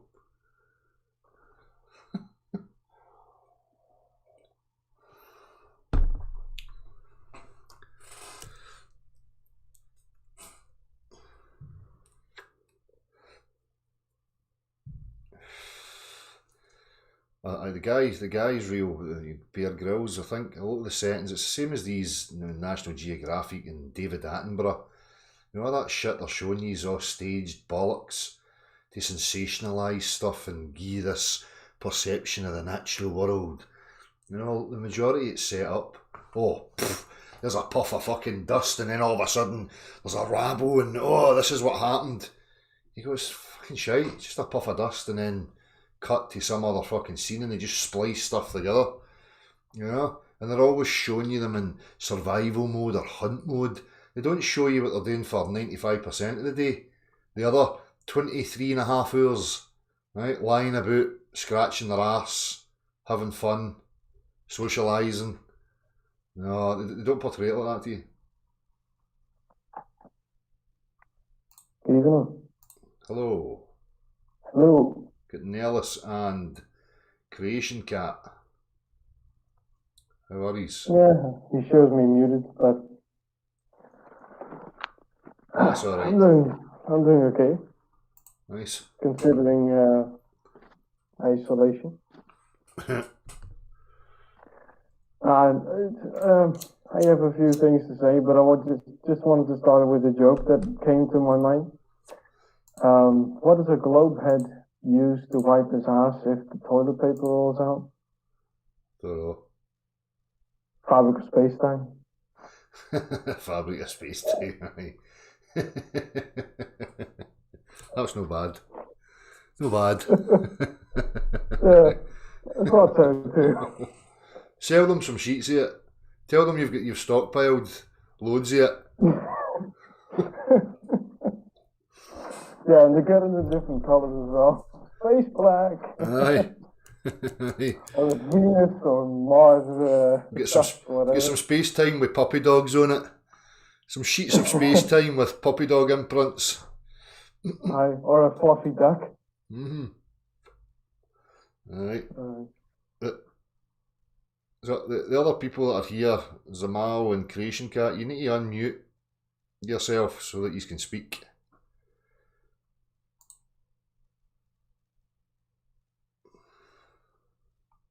Or not. Or not. Is my sound better, by the way? Because I selected a different microphone up in that call. Yeah, you still sound a wee bit you sound like you're on the ISS. Are you an astronaut? Well, I don't know what to say. You need to wait 13 seconds every time I speak before you reply. Aye. Hold on. Sean, we've got Sean as well now. Is my sound the same now, or is it different? No, it's a bit better. It's different. Hold on, let me try another one. That was alright, that one. Yeah, because I wanted to use my laptop microphone instead of this inline thing, which is horrible. It's like a tiny dot here, but it's as I heard on the playback, it's very muffled. Yeah. Like I'm talking with the boot over my head or something. It's a bit better. It's a bit better than me.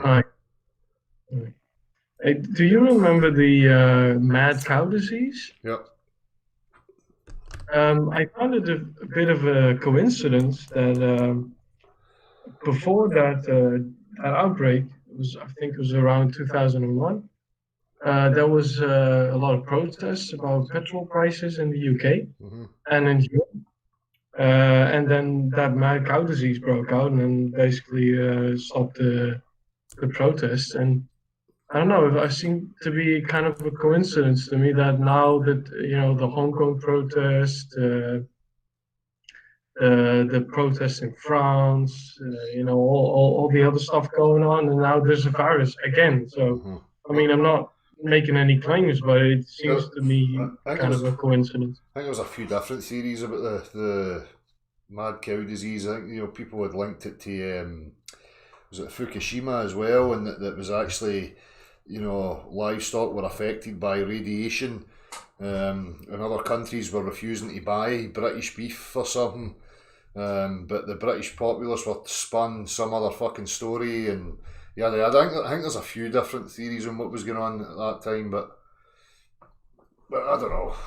As I say, it's something that's out with my ability to understand or know, because it's just hearsay, isn't it? So yeah, for me as well. But that's what people do. You can paint any picture. If you paint a picture, you can select things and kind of tie them together and make a tapestry of some semblance of one thing connected to another thing, and people tend to do that. They try and unify everything as being linked rather than just treating things as separated, isolated cases. But that's always a problem, Yeah, and I mean, I admit I don't get anywhere by making that conclusion or whatever. I mean, it's just it just came to my mind, and Nothing. Not really. I don't want to make any assumptions, but kind of odd. Yeah. I see people are saying something about homeschooling. It is an opportunity for that. It's a great opportunity. Hopefully people take it up. You know, if your kids are going to be off school now for, 5 months, but we're looking at maybe 6 months, then it's a great opportunity for people to reconnect with their own and take responsibility for that. So it'll be interesting in the future. As I say, who knows what's in the pipeline, but something's coming. Sean and Zamal, he's going to speak.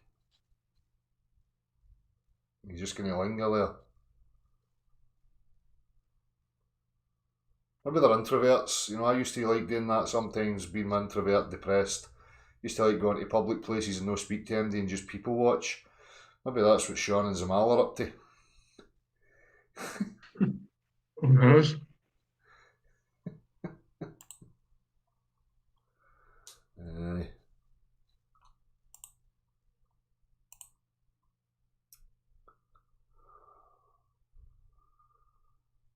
Yeah, Diana Stewart, hang on, I'll send you the link right now.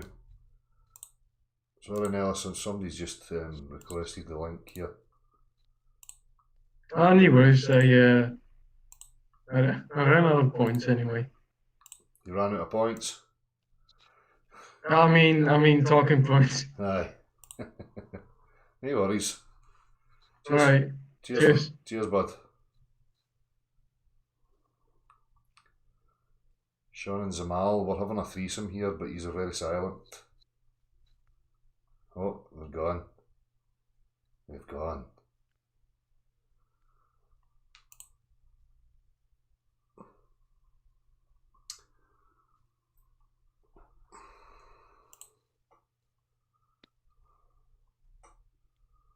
Diana, I've sent the link to you. You should have it now.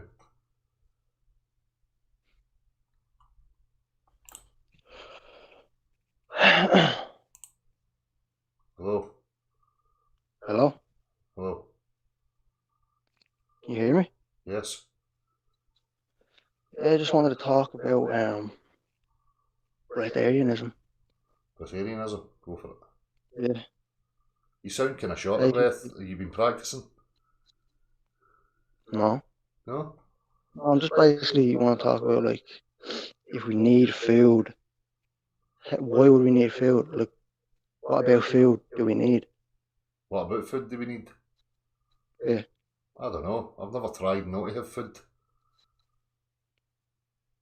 Well, I tend to lose weight and get weaker. Yeah. Yeah.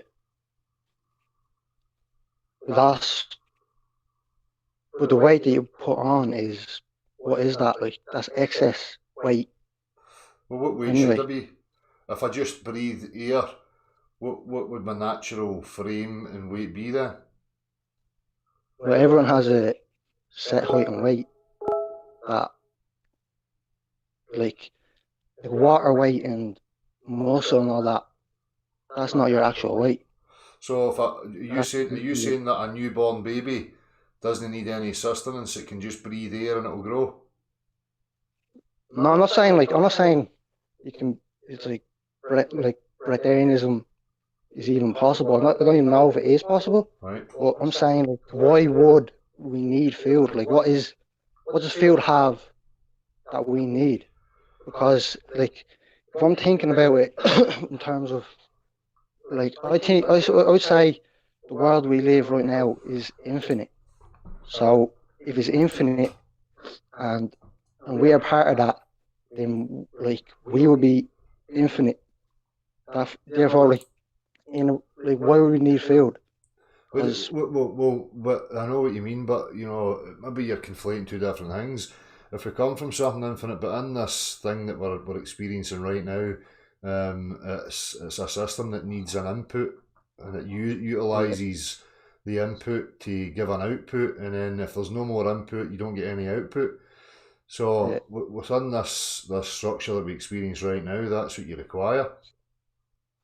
But, like, let's say the sun, for example, or water, right? They're forms of energy that we feed off of, that you could say are food. But where do they get the energy from? Is it already in them?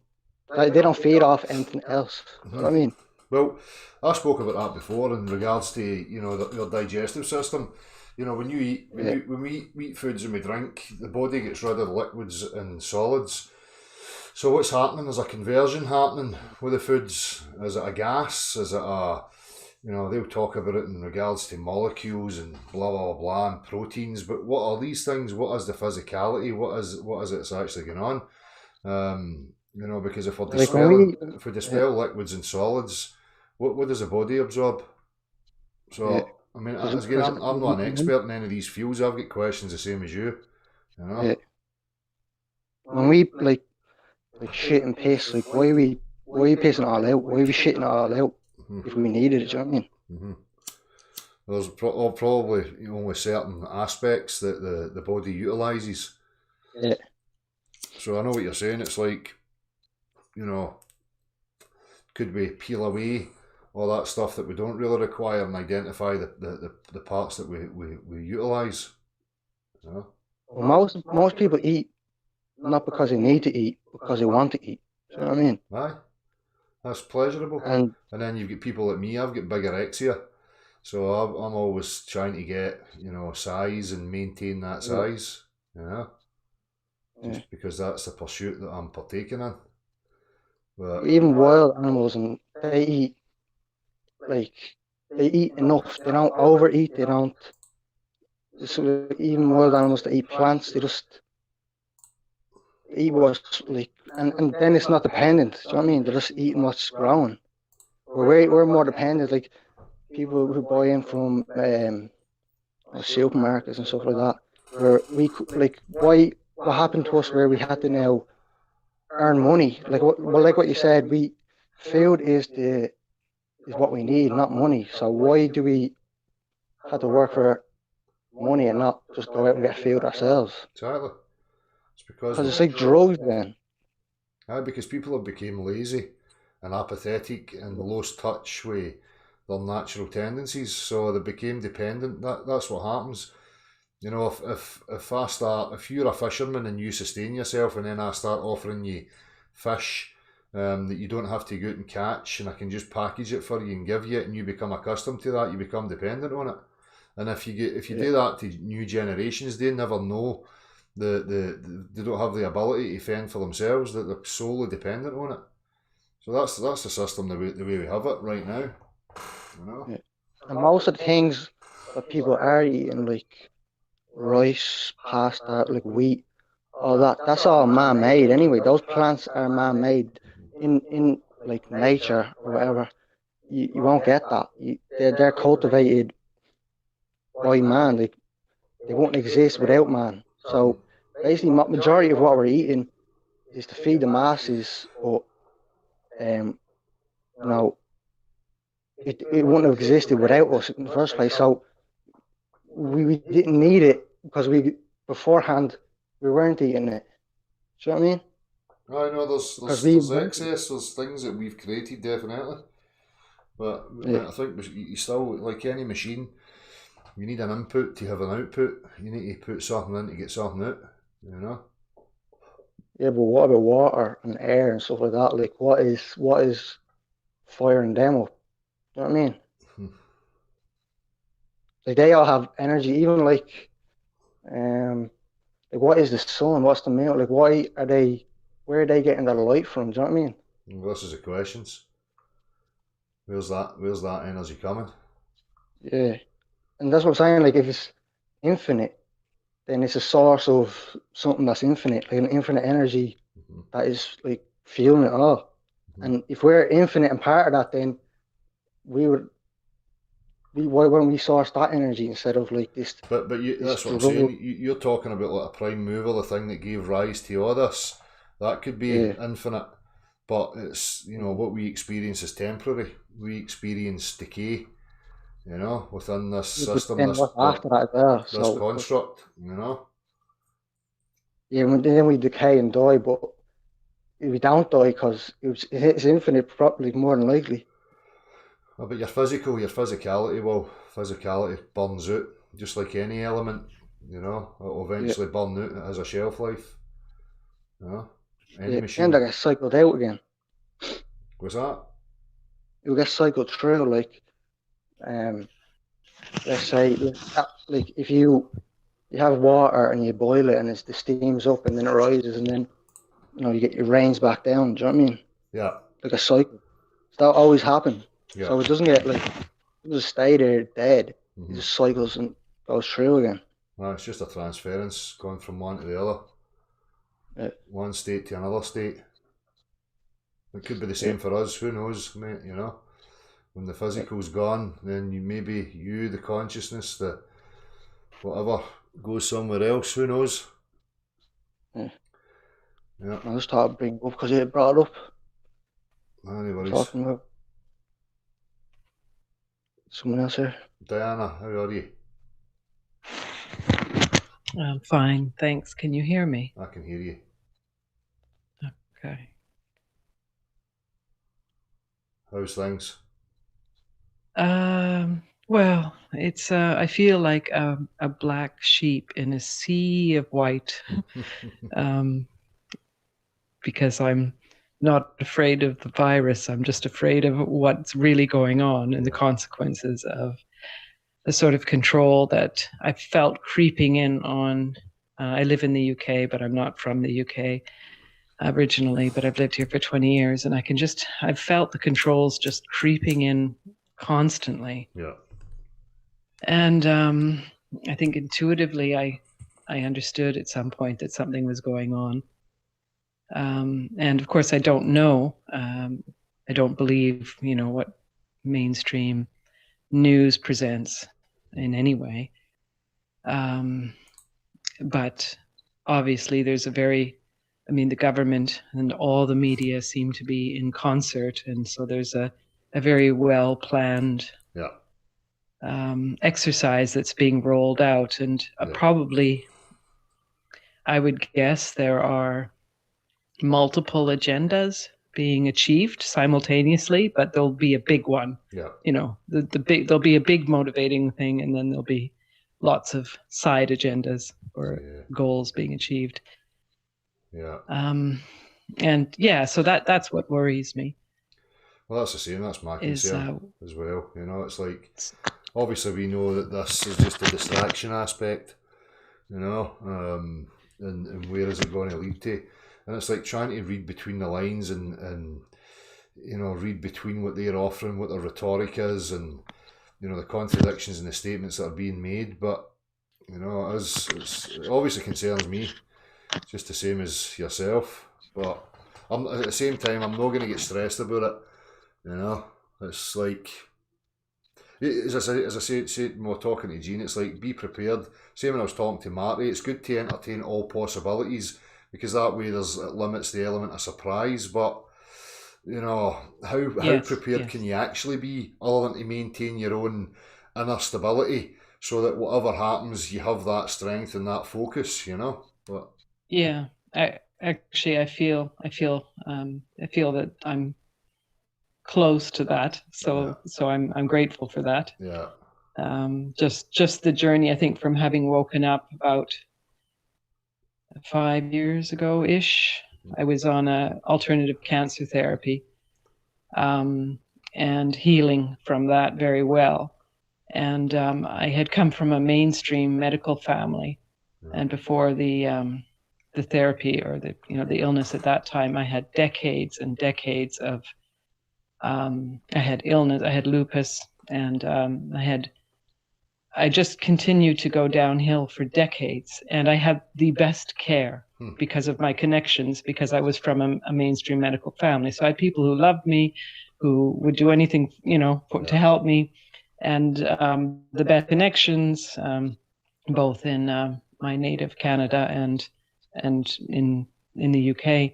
And nobody could help me. And it took me ages, because I was just as brainwashed as the rest of the medical community. I mean, they're really brainwashed and smart, like a combination that is really difficult to unpick, you know, to actually have them see. And I was fooled for ages. And it was through actually cancer that I started to really wake up and realize that, once I realized that the alternative therapies, and that there's so many that are equally successful and so much better than anything the mainstream has to offer. And you can approach it from many different angles, and they'll all be more successful than the mainstream. And even doing nothing is usually more successful than the mainstream. And I sort of innocently thought for a few years that they had just got it wrong.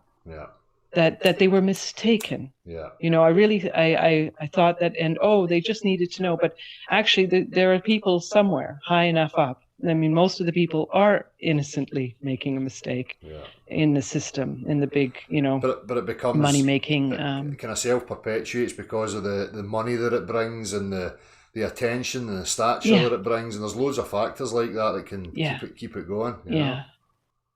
Yeah, but somewhere at the top, there's someone who knows very well. It's been going on for 100 years. Since the Cancer Act, or whatever they call it, made it illegal for the lay person to treat cancer and anyone to make these claims. And I didn't realize, but anyway, so that was the beginning of my wake up, because I saw suddenly, shortly after I received the information I needed to do the Gerson therapy, which is just one of many old, almost 100-year-old therapies. Shortly after I got my valuable information and adopted the Gerson therapy for a time, and was well enough to actually start looking at YouTube again, because I was completely immersed in a very intensive therapy for a time. Sorry to cut in. When I started looking at YouTube again, Sorry to cut in, but I don't know if many people will know the thing you're referring to, the Gerson therapy. Could you just elaborate on what it's just it's a medical therapy that was developed first for migraines by a doctor named Max Gerson from Germany, who developed it to treat his own illness. He had migraines, and then he realized that this is my sort of way of thinking of it, not maybe the way it's meant to be presented, but my way of thinking of it is he realized that the therapy supported the body to heal, no matter what it was. It didn't matter what the label was. And so for many diseases, but he became famous when he moved, not famous, but well known and sought after when he moved to New York. This is before World War II. And he was sent a whole stream of cancer patients that were lost hope, that had been sent home to die. So they were right at the end. And these people were treated successfully by his therapy, which is a grueling 2-year therapy. It's not like, the fix me sort of attitude of the pill takers won't want to go there. But it's a long therapy of 2 years, and and these people were alive, unlike the mainstream cancer, where if you're alive 5 years later, it's considered a cure, but 5 years and a month later you're dead. So and it doesn't get counted in statistics. But these people were alive, decades and decades. They were alive into their 90s, because it's long enough ago that we know the stats on those people. I mean, if you can believe it. I mean, anyway, I noted that many of the modern, very successful, newer alternative cancer therapies were still in part based on the Gerson. And when I had my scare, I was very frightened. And I was panicked, and I didn't feel I had time to research all the different modern tweaks you could make. If you have this kind of cancer, then this is better to go with, and that, et cetera, et cetera. I didn't feel I had time to research it. I was overwhelmed, and I was quite on my own, sort of. I didn't have support, sort of, from family or anything. I'm quite alone in the UK. And my partner works for Cancer Research UK and happens to be one of the world experts on certain type of. I'm very embarrassed. So it was, it was quite a challenge. Sorry, I'm telling you my life story. Oh, that's all right. Anyway, my recent life story. So yeah, it was. Sorry, how did I get onto that? Now I've just derailed so it's myself. because I interjected. Sorry, it's just because I was curious about what you had mentioned there. You were talking about your journey of waking up and looking on YouTube. Sorry. Right. Yes. So anyway, Gerson therapy. Then when I was better and well enough to look at YouTube, I suddenly I went to look at some old content that was helpful in doing the therapy because there were so many aspects to it. I won't list them, but there were many helpful things on YouTube that could get a person started. And I remember sort of wanting to recap or review what was the video that I saw on this. And now that it was many, many months later and I was well, I just went to review, and I did a search on YouTube for the topics that I knew would lead me to the results that I had previously found and found helpful. And I suddenly found that the result sets were filled, just super populated with glitzy, high-end video content of all sorts of actor types, just too polished and professional. They weren't, Adele in a shed, they were, all these, you could just tell that they were professionally produced scripted content, and they would tell you about an aspect of the therapy or anti-cancer, all sorts of modern alternatives to treatment for various diseases, and they would they would give you the basics, but they would leave out some fundamental part. And I could recognize that, well, if you don't, you'll just do it and say, oh, that doesn't work.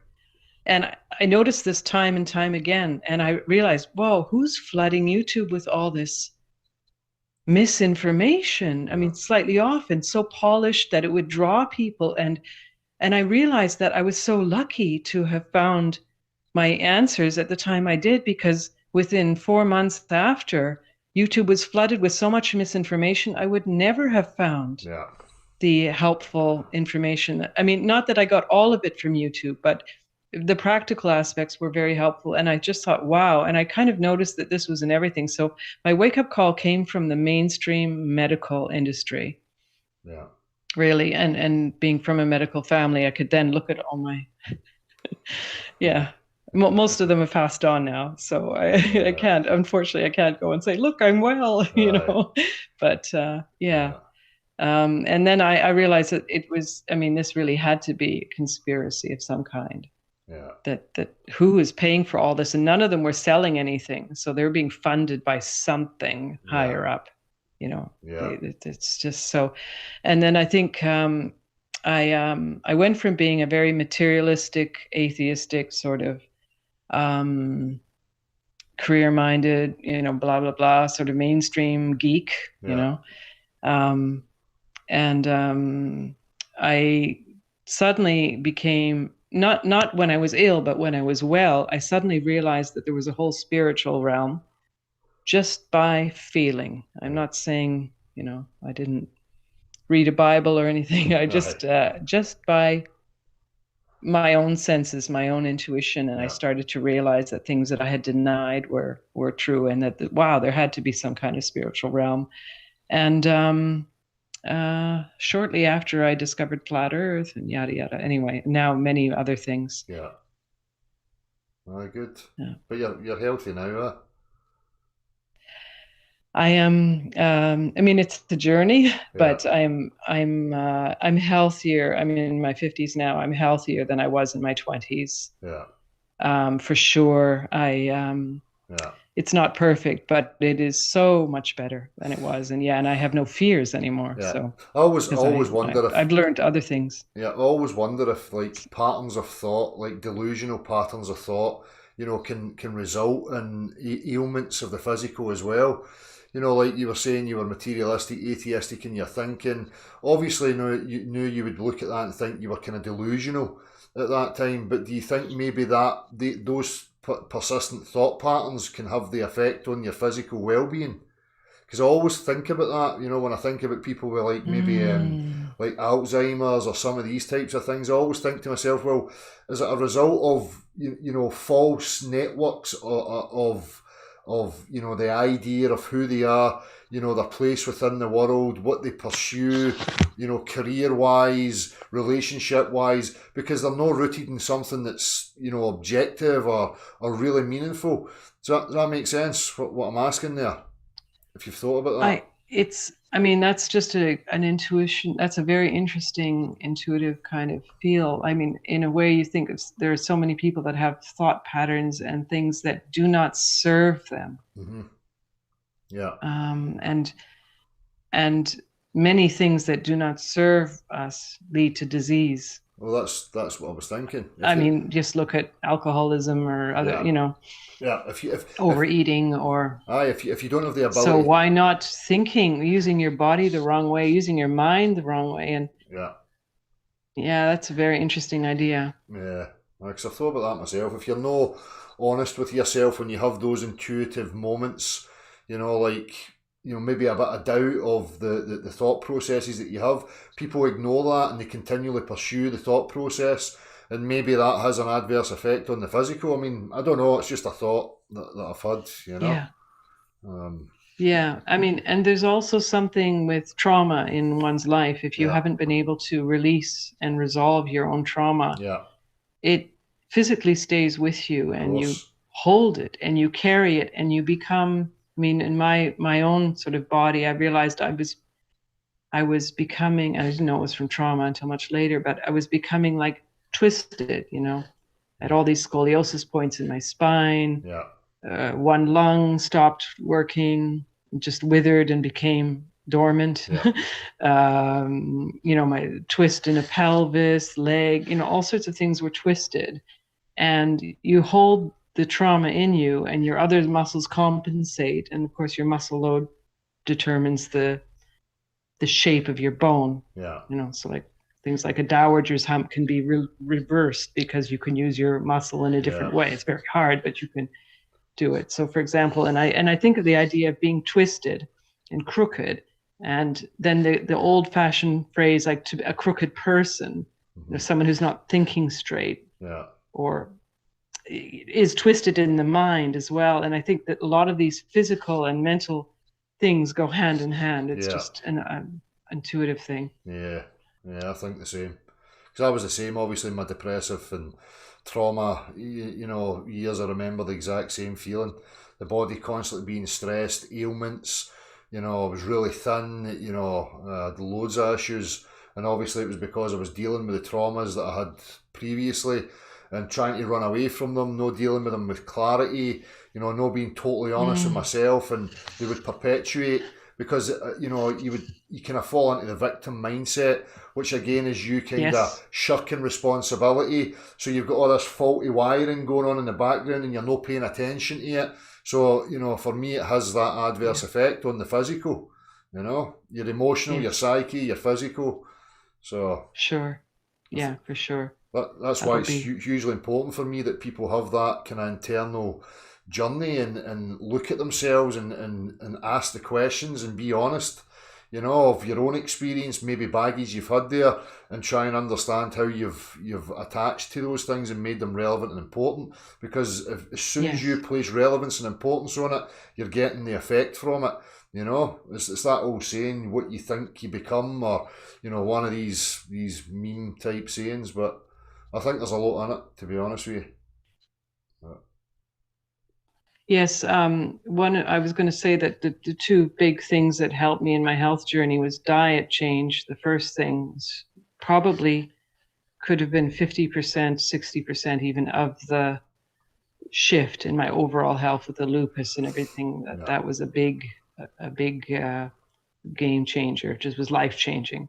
But the other thing didn't come until well after I woke up and I realized that you could release trauma from the body, that the body holds it, that the body is far more important than one realizes. And years of therapy or whatever, you know, seeing a counselor, seeing a really good psychologist, you know, could help you live with your anxieties, phobias, depression, whatever. It could help you cope, give you tools to cope, but never, ever address the underlying cause.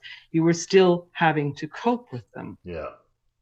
Yeah. And then I learned about something called TRE, trauma release exercises, where you do some exercises to spontaneously make the body enter a state of what's called neurogenic tremoring, where the body shakes uncontrollably. Mm-hmm. And you might have experienced ever if you were nervous in front of an audience or in a car accident or some kind of stressful event, you might have found yourself shaking. Yeah. And that is an extremely curative process, and a lot of modern humans will just tell themselves to not shake, or that you can stop yourself because one associates it with fear or shame or whatever, and it is associated with fear, but it's actually an incredibly curative process, and it brings the whole body back into balance and the mind. And I took up tremoring, this neurogenic tremoring, as an exercise, as an adjunct therapy when I was on the Gerson, because I knew that somewhere in my body there was tension that I always held. And I've been practicing this, and you just basically do some little simple exercises, and then you lie back and let the tremors happen and watch where they happen, and you feel physically fabulous after. But little by little, you release what I'll call trauma. And then I got into sound healing. I mean, sound with the voice, with your own voice. Yeah. Making sound and releasing. And it does the same thing as neurogenic tremoring, but it uses vibration of sound rather than vibration of your muscles and your fascia. Yeah. So anyway, I got into all these things, and I went from being an introverted maths geek and computer programmer as my profession to suddenly healing people. Yeah. One end of the story. What diet did you use? Sorry? What diet did you go on?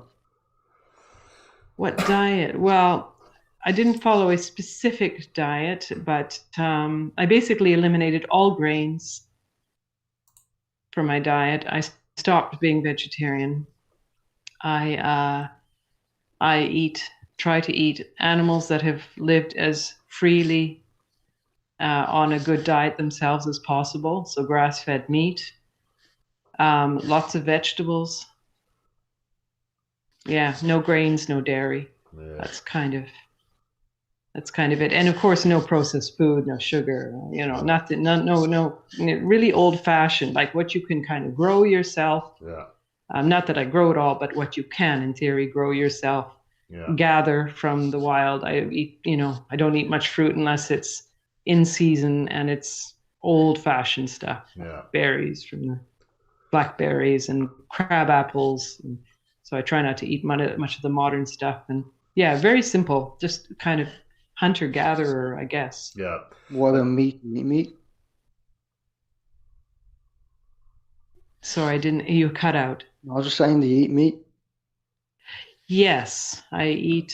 I try to eat healthy, wild, if I can afford it, and if not, then grass-fed meat. And the important thing is I don't eat the steaks or something. I try to eat from nose to tail, as they say. So all the organs, lungs, everything. I learned how to butcher and prepare everything myself. So. Mm-hmm.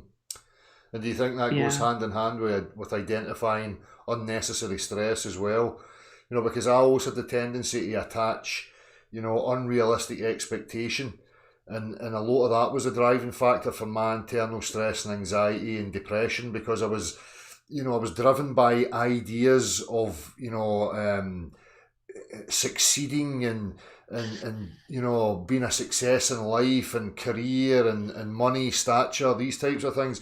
And when I started to identify the fallacy in those, a lot of my anxiety and the stress that I had internally started to alleviate.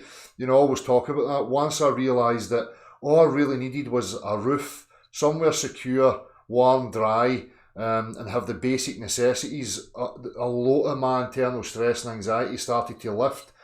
Physically I get better, mentally I got better, because I was really driven by the concepts and the ideas that I had adopted from childhood. So for me, they had a huge weight, in driving my depression and my anxiety, because, that's why I became so isolated, because I felt like I had gaslit myself.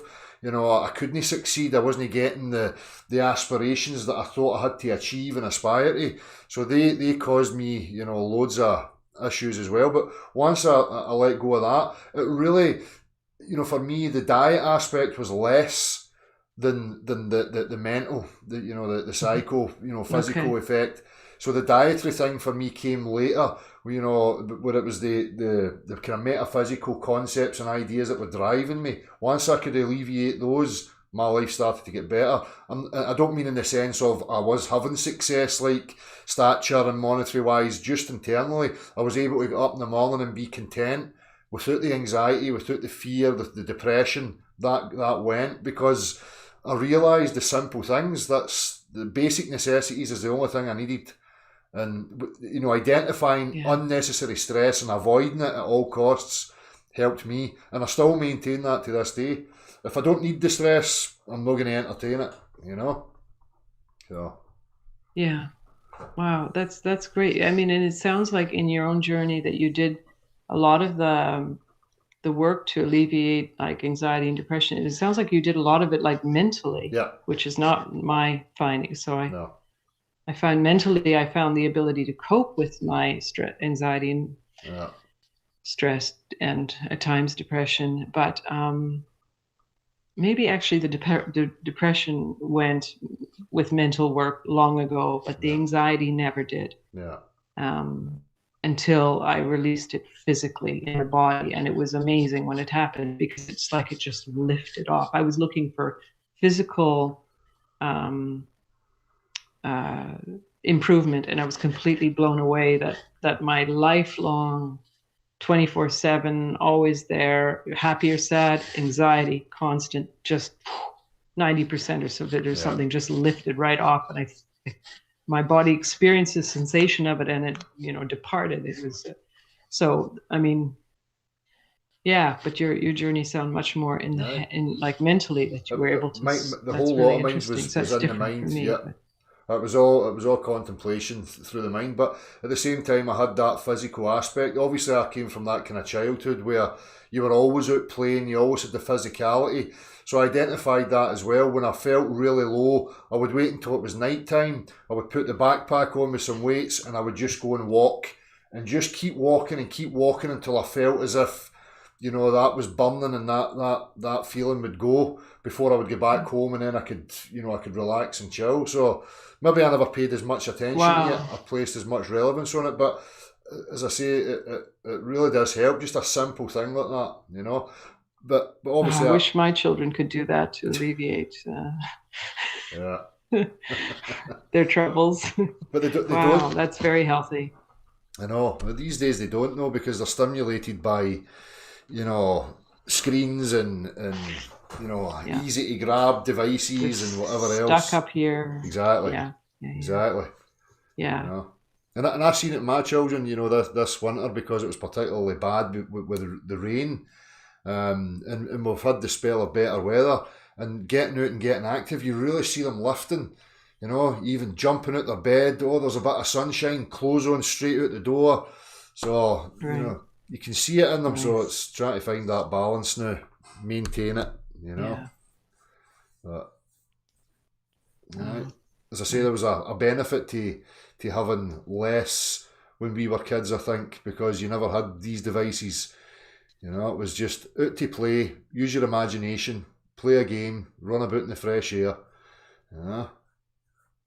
Yes, simpler times. Exactly. I wanted to mention just a couple of my thoughts about the planned exercise. Just, I know it's speculation, but just a feeling of what can be behind some of this. Yeah. Back to the Curvona. Yeah. So, as I say, I'm not going to claim to know anything, but I just get, I suspect that most epidemics that we've had, big ones that are in the history books, or that are in the last 100 years that we know of, that were planned, and that there was somebody who grabbed a lot of land and housing and property, etc., as a result, And this idea came to me from watching something. He doesn't believe in flat Earth, but I thought he did good research on some of the pandemics. Jan Irving of Logos Media. Yeah, he does a lot of stuff with Trivium as well.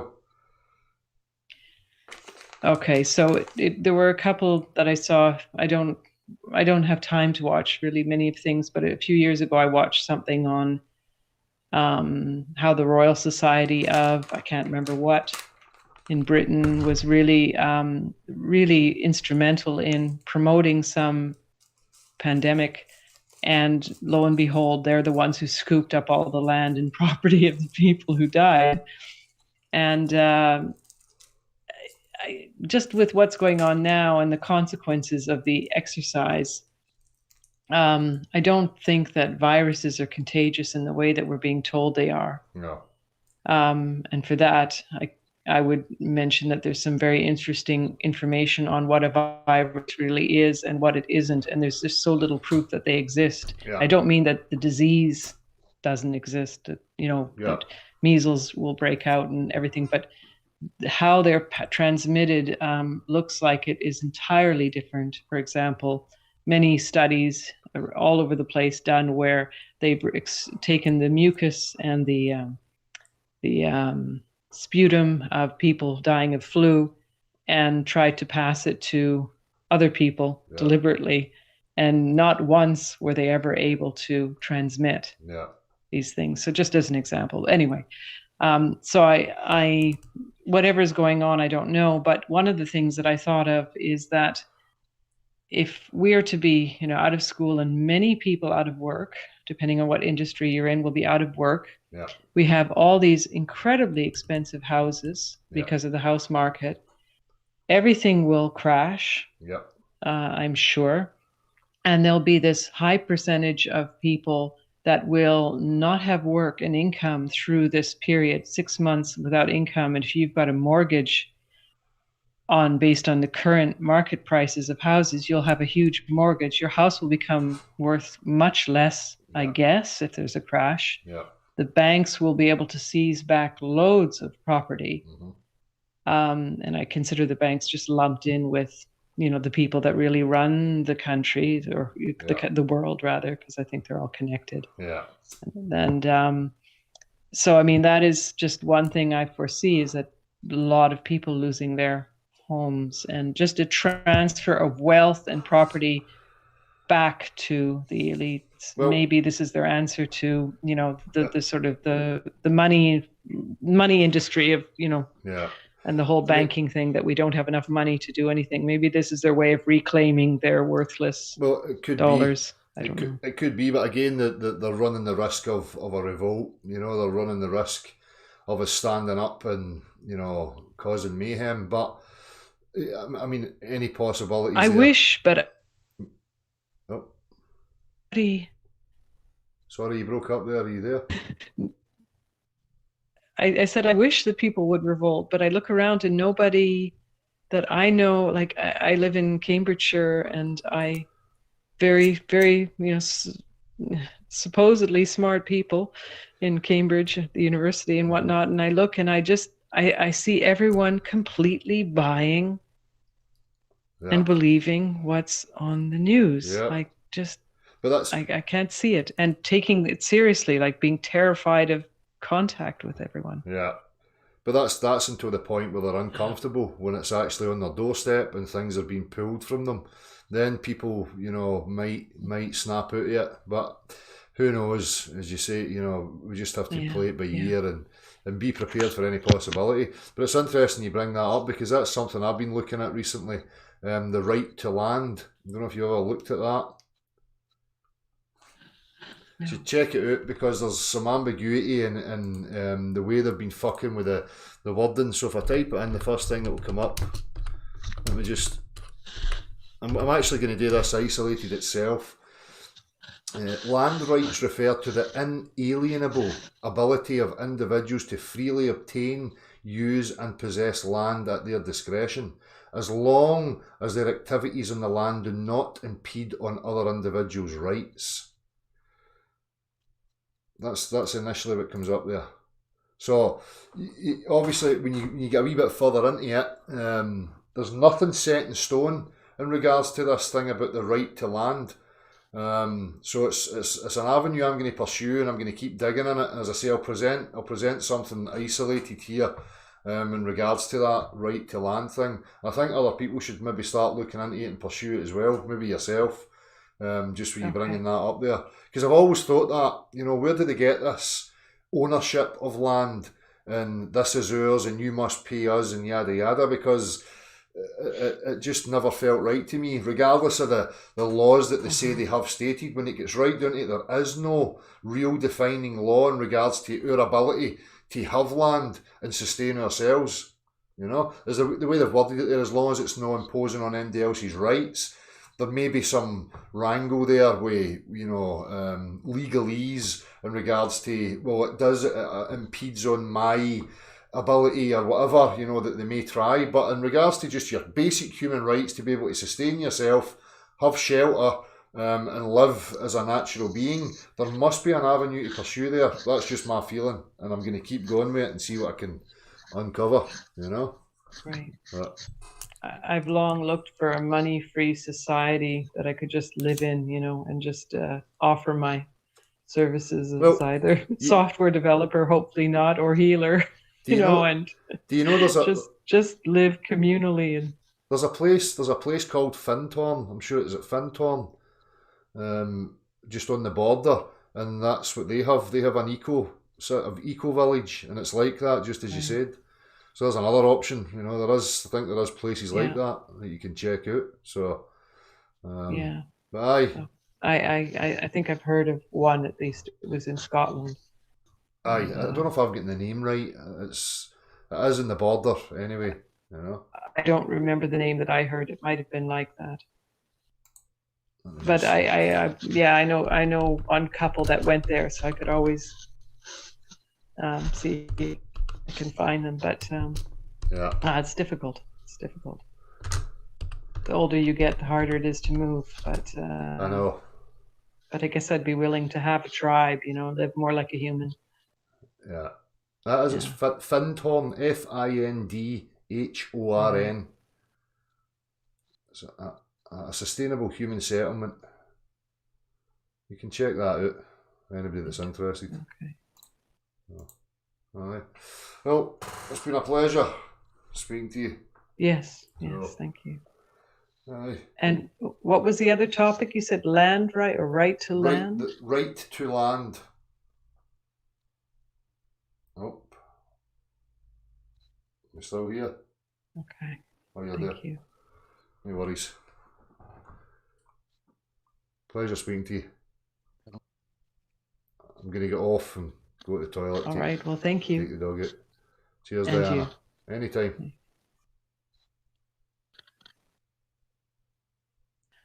See you later. All right. Sean, Okay. cheers. Bye.